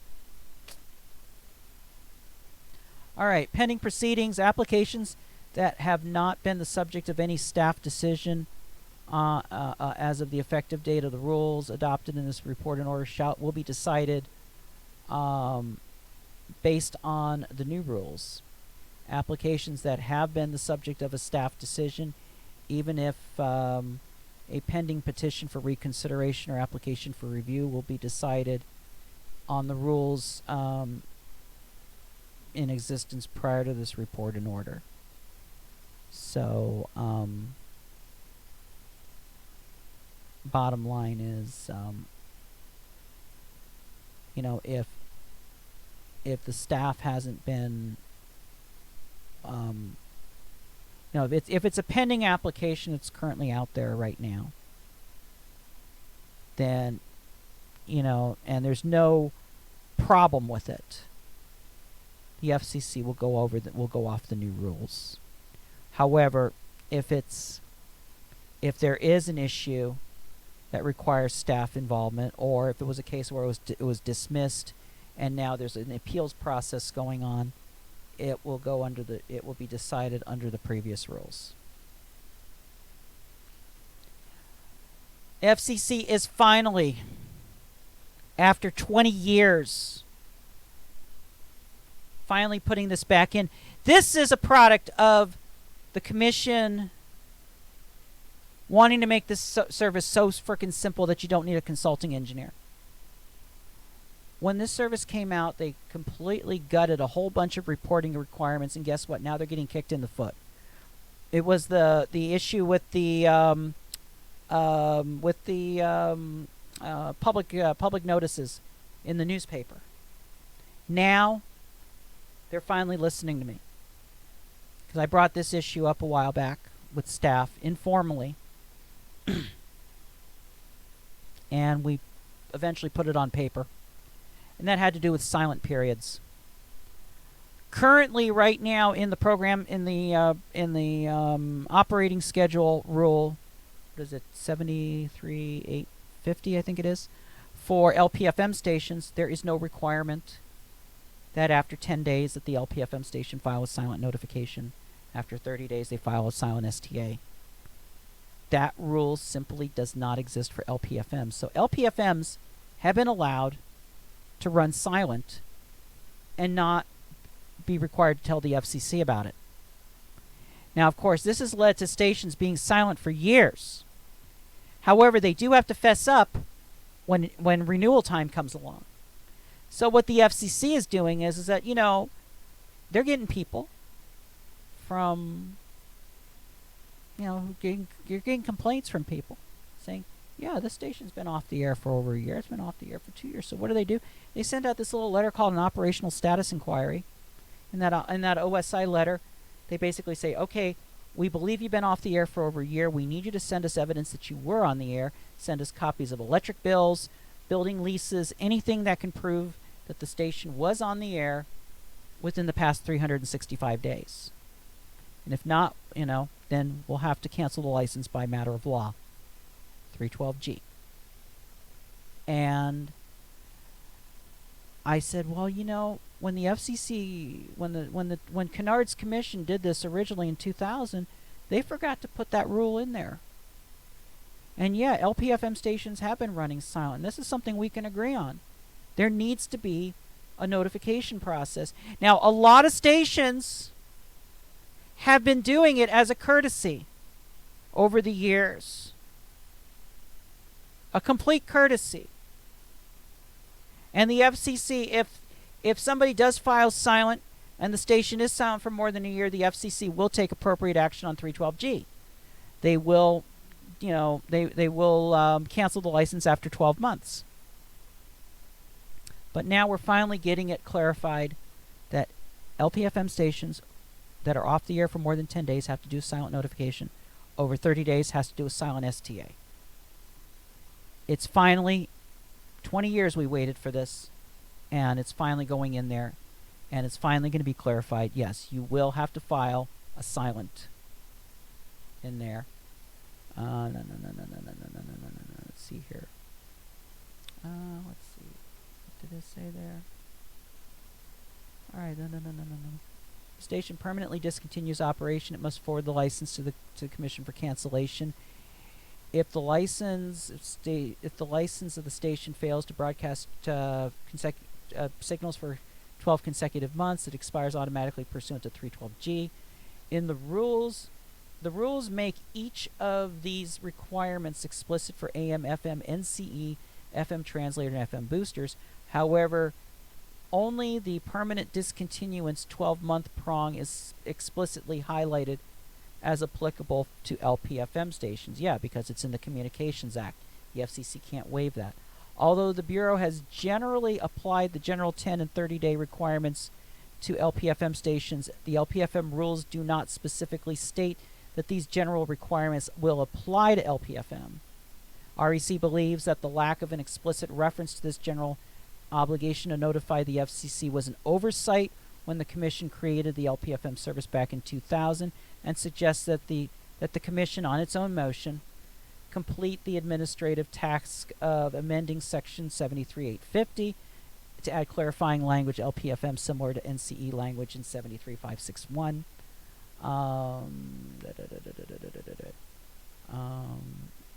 Let's see. Although the NPRM does not specifically propose to modify 73850, we find REC's proposal serves the broader purpose of the NPRM in preserving LPFM service and serving the goals of localism and diversity. The proposal codifies a long-standing policy that the Bureau already applies to the LPFM service, and now it allows it to identify and assist LPFM stations at risk of losing their licenses due to automatic expiration. In the NPRM, the Commission sought to assist LPFM applicants that must move to different locations. Depending on the circumstances of the move, relocating stations may need to limit their operations temporarily.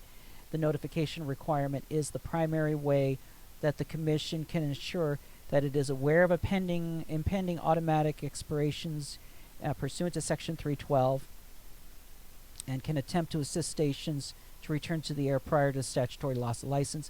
As REC suggests, we modify 73850 to add the STA language in there. I think I've gone longer than this. You know, Diet Pepsi is your best friend. When we were in town, we stocked up on a ton of it. Also, AT&T just gave me an excessive data usage warning. What the hell? I thought the phone companies right now were waiving all the excessive data usage because of the damn because of the whole COVID thing. You know, come on, the FCC's giving them all kinds of free spectrum right now to expand because of everybody working at home. So I'm surprised that you're getting warnings. Either that or just the warnings show up just because that's the way the system works. Finally, we do not, as suggested by Cyber and REC, to change the requirements FM protections to translators. Again, this was the translator relief that we talked about over these past few months. And what I had proposed was made an argument that the Local Community Radio Act does not apply to translators, does not apply to the LPFM to translator relationship. So therefore, the FCC is free to do whatever they want for an LPFM station to protect a translator. And so the bottom line is again, we're asking for contours.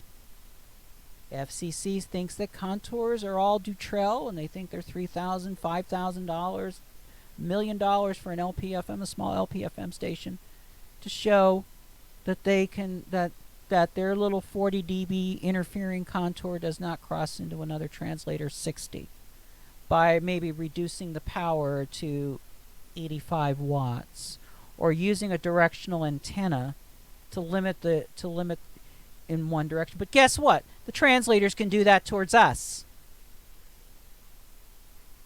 So what the hell?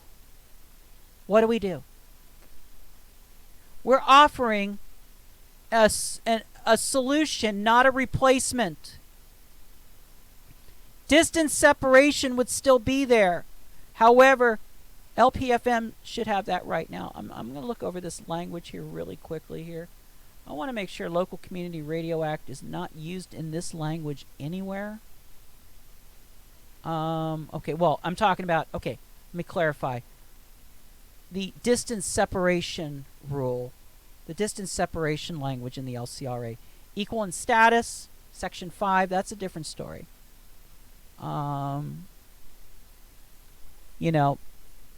LCRA's equal in status language does not require LPFMs and translators to have the same rules. That is correct, and I agree with that.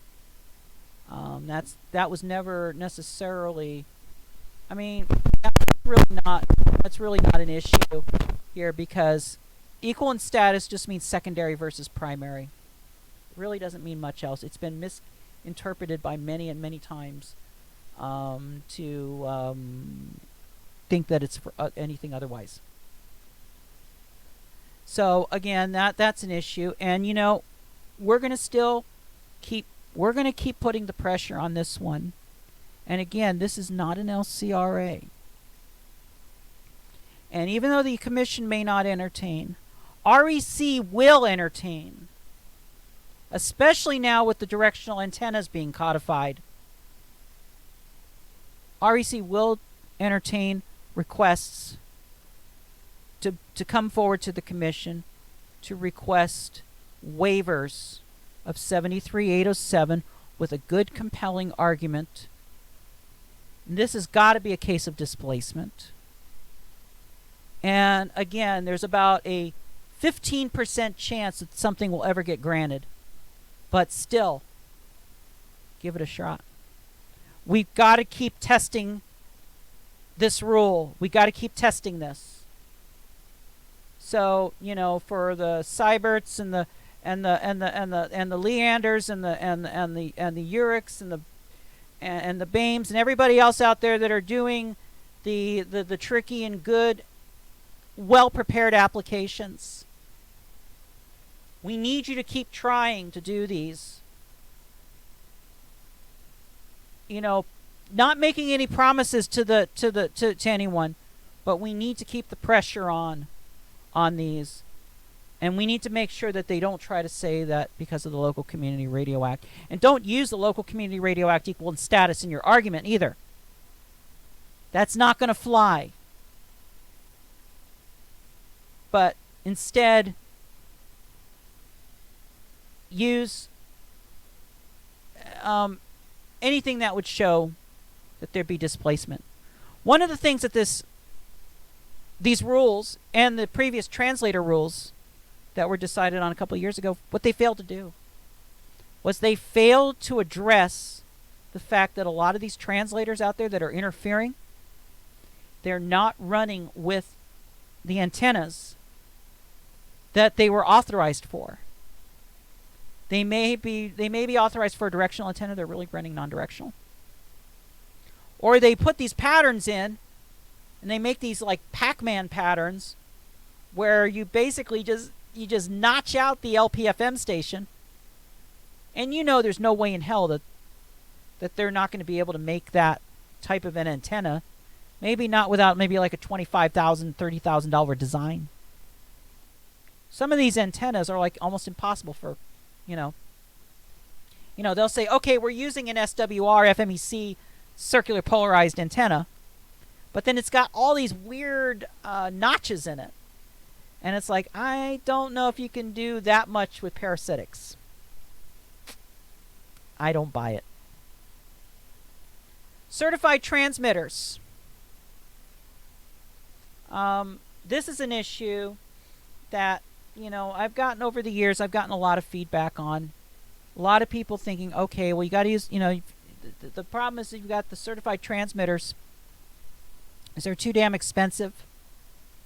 And, we get a lot of hand-me-down gear from other radio stations to use, that we should be allowed to use. And unfortunately, that equipment is not always a very easy set and forget kind of thing. A lot of the equipment that comes out these days is better able to handle issues and auto tolerance conditions. These transmitters like the BW that I have here, that's not that hasn't ever been powered on. I ain't going to take that risk. You know, they have fail-safe methods in there, so if they do go out of tolerance, they'll shut down. The other problem that we have, and which was noted in this, and I'm glad the FCC noted this because I hope the Enforcement Bureau is also hearing about this, is because of the uncertified imported from China transmitters that you can buy off of Amazon.com. I still don't know why the FCC is scared of Amazon to face them on this. The FCC basically upholds that transmitters in the LPFM service have to be certified. I support that decision. There's been nothing compelling to me to tell me that we should be allowing uncertified equipment that has not been lab tested. A lot of that, like I said, a lot of the older equipment requires hand-holding, requires meter readings, it requires checks and such. Now at the same time, and we've had some serious talks with the vendors on this over the past year because we had a couple major situations happen. We need to make sure that the vendors are selling LPFM certified equipment. Bext, for example, has 2 300-watt transmitters in their line right now. One is certified, one is not. We had a situation last year where the person was originally sold the certified transmitter. The factory was out of stock. Somebody somewhere, either at the vendor or at the manufacturer, switched and the customer was shipped the non-certified transmitter.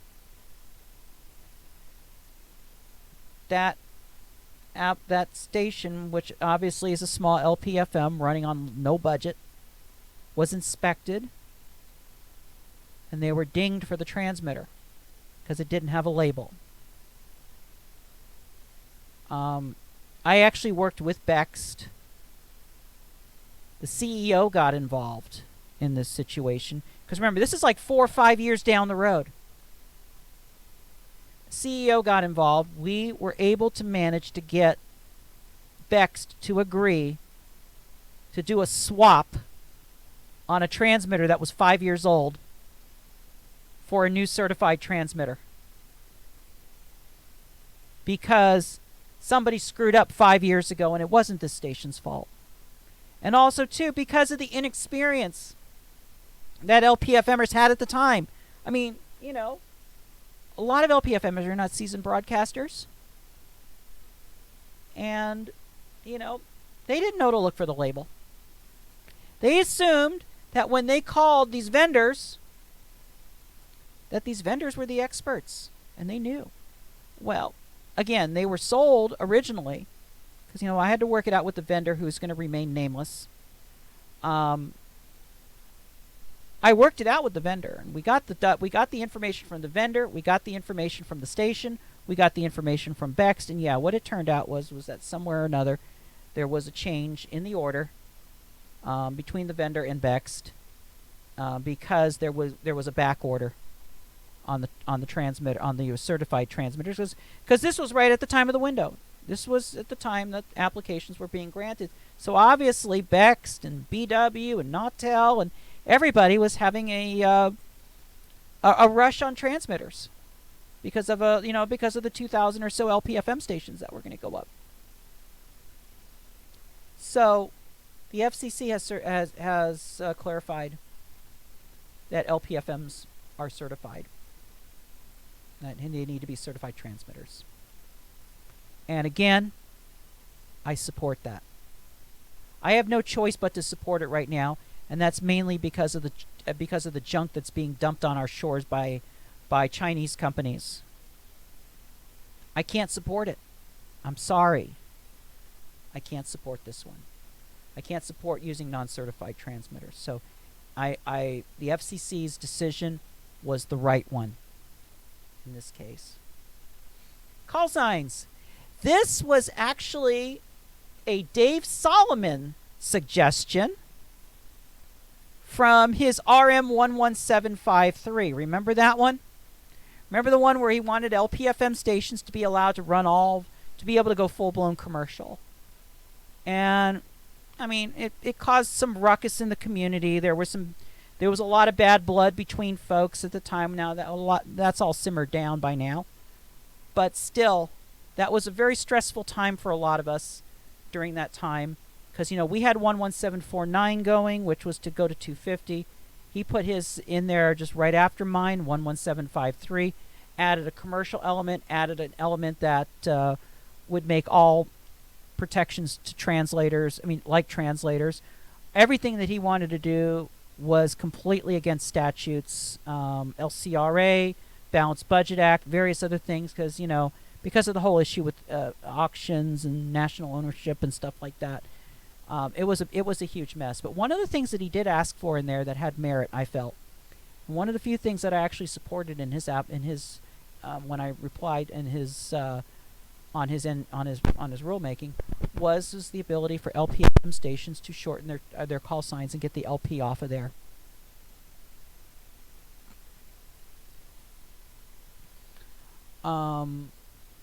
So we asked for the ability that if, like, for example, if just like with AM and FM, just like with FM or TV, if the call sign is not being used in any other service, don't use a suffix. That was the whole idea. So, like, for example, if let's forget about channel 7 and 77 in New York, and say, well, if WABC was an LPFM station, but there was no AM or there was no AM, FM, or TV station in WABC, that the legal ID could be WABC. That's what Dave Solomon asked for, and that's what I supported. And we finally got this to light. The FCC finally addressed it and said no. We find that the LP suffix continues to be needed for official commission purposes. Call letters are the primary method through which licensees, the public, and the commission identify and communicate about broadcast stations in filings and correspondence. Stations must include their call signs and hourly announcements, yada, yada, yada, yada, yada, yada, yada. So,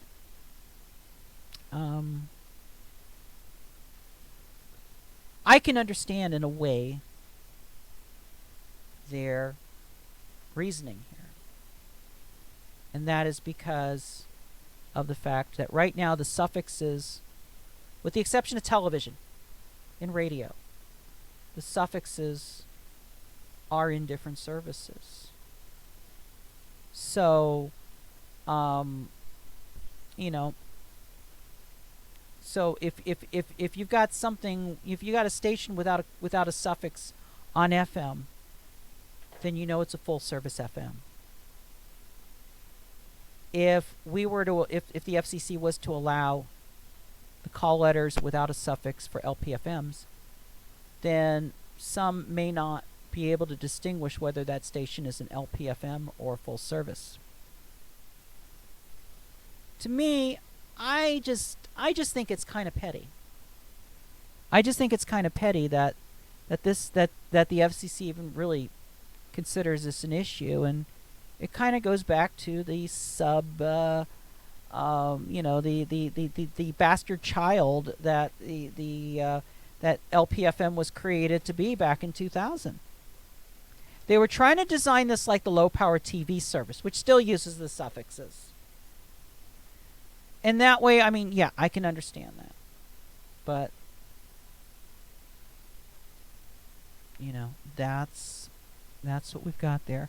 Now, it'd be nice if the FCC would allow an LPFM station to use the same four-letter calls as others without the need to get the permission. I know a few folks out there that are kind of violating that right now, but still. So that's it. How long have I've been going in for? Oh, I've done this live shot for 2 hours now.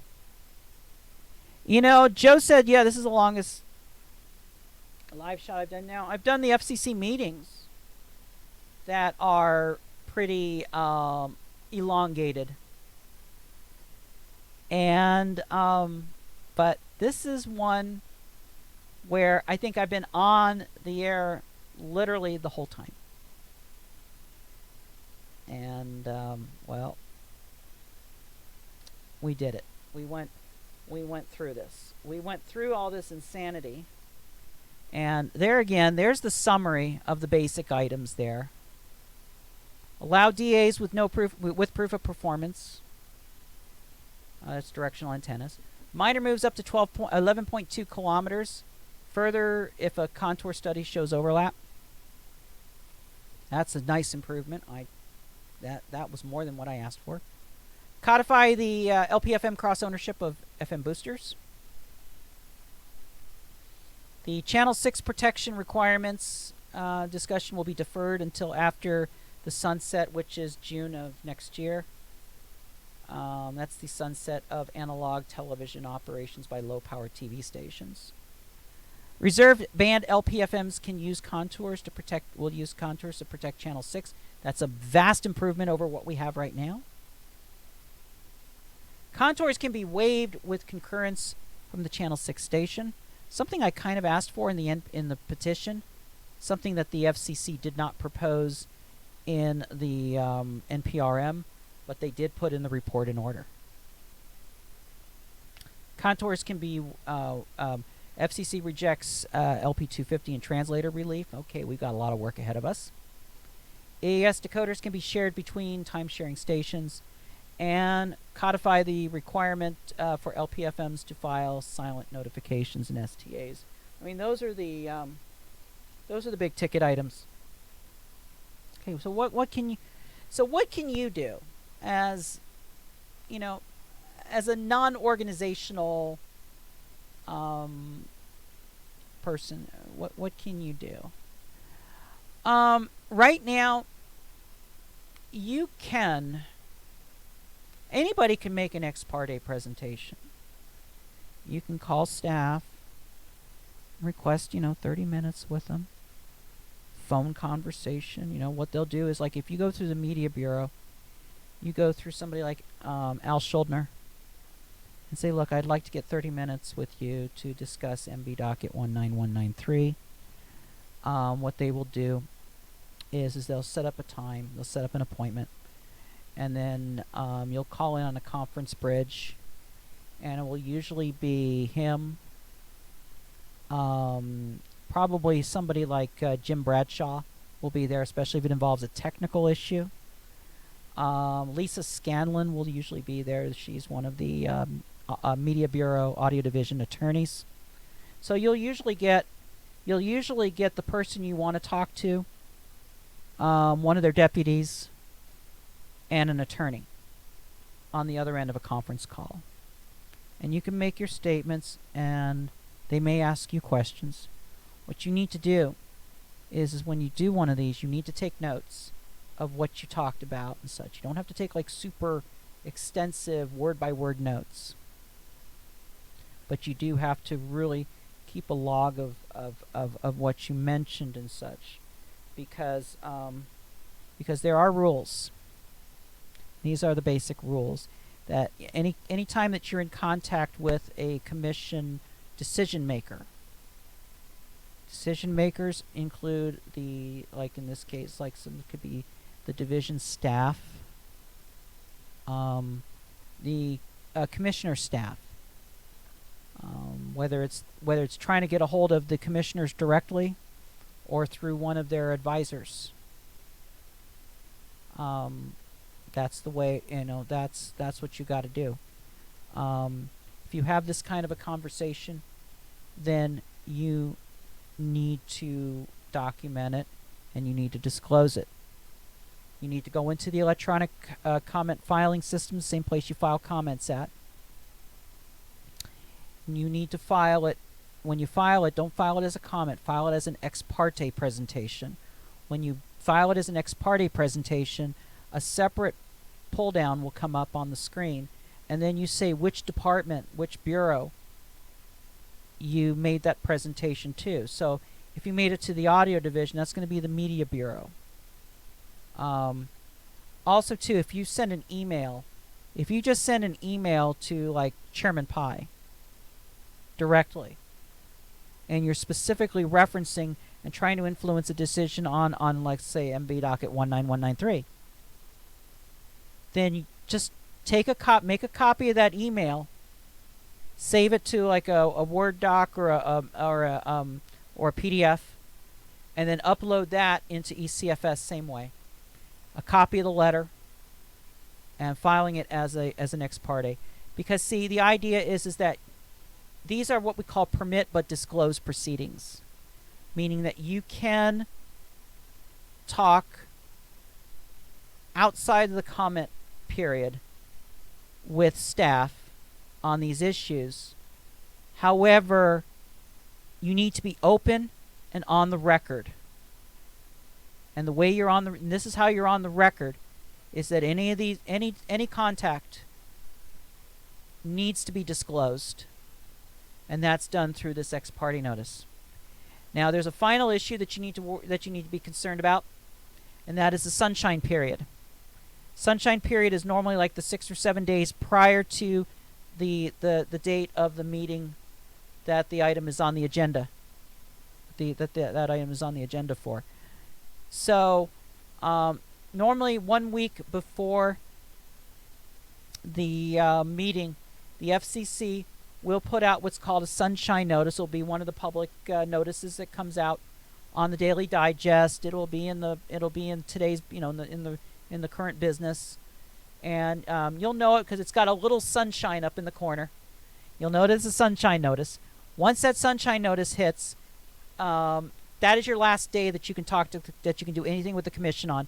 Starting the next day and going through to the meeting or going through to when the item is voted on, you cannot discuss, you cannot make any kind of contact with any FCC decision maker involving this. Now, there are exceptions for members of Congress and some various situations. I'm not going to get into that because that doesn't involve the normal little simpletons like you and me and those of us who deal with this stuff on a daily basis and really have no level of power other than what we can do here.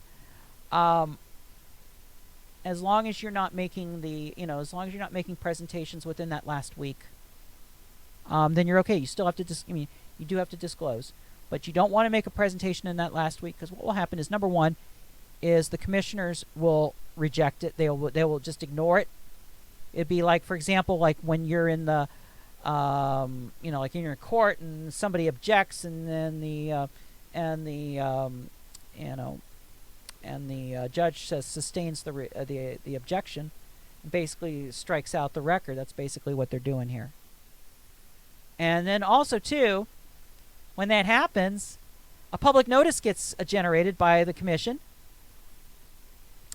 that shames you because you made an unauthorized ex parte presentation. So if you want to get shamed in the FCC Daily Digest, go ahead and do it. Otherwise, just follow the rules. Within the sunshine period, 7 days before the meeting, just go ahead and stop all activity. But also to be be considerate, be professional. Don't bring up any new ideas. Anything that we talk about, anything that you talk about in the ex parte should stay with this item. Now, if you veer off and go to another item, like for example, if Joe was to make a presentation and now he wants to talk about LP 250, but then he wants to talk about the sunset of the Channel 6, or something about the Channel 6, or the grandfathering of analog Channel 6, or the use of the hybrid. Well, guess what? You've shifted from 19193 over to 03-185. You have to put an ex parte notice in both proceedings. Also, for this proceeding, if you are going to ex parte, if you are going to contact staff, it's 19193, but it's also 17105. You got to make sure that you put it in both. MB Docket 19193, which is the technical NPRM, and Docket 17105, which is the Commission's Media Modernization Initiative. What this came out of this proceeding, this 19193, was a product of the Media Modernization proceeding, which I also participated in, and a lot of the stuff in there came out onto this proceeding. So there we go. Wow, we made it through all this, and I'm still awake. And I have a dry throat. And you're thinking to yourself, oh no, I got COVIDs. No, I don't have COVIDs. Hope I don't have COVIDs. But again, for those of you out there in the front lines that are doing the stations and keeping the public informed, thank you. You're all doing fantastic. I love you all. Thank you for your support. Thank you for helping me in the fight. It's not over. It'll never be over. However, you know, we need to see what's going on. Right now, the priority right now is trying to figure out what we need to do to try to encourage the Commission to possibly swing something between the draft and the meeting. Now, of course, we won't know if they swing anything. Also, too, we won't know. They could vote on this anytime between now and the meeting. The 19-3, the LPFM administrative, that one was voted on like a week before the meeting, and it was taken out of the agenda, which was good because they had another issue in there that took like 3 hours just in the speeches by Rosenworcel and Starks.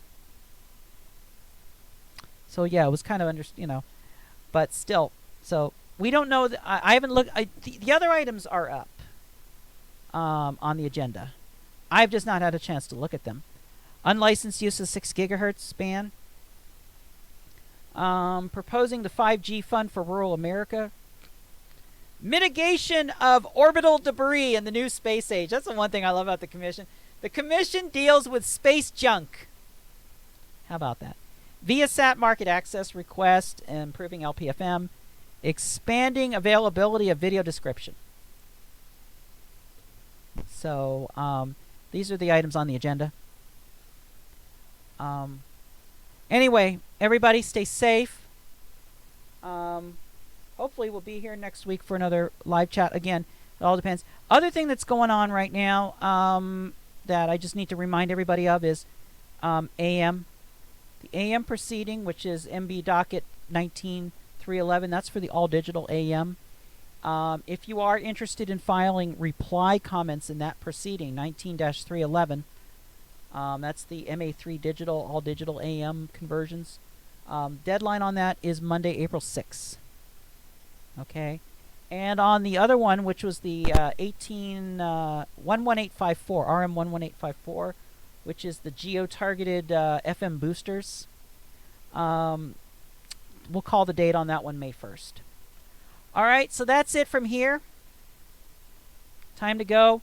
Everybody, we may be back next Thursday. We'll see. Until then, please stay safe.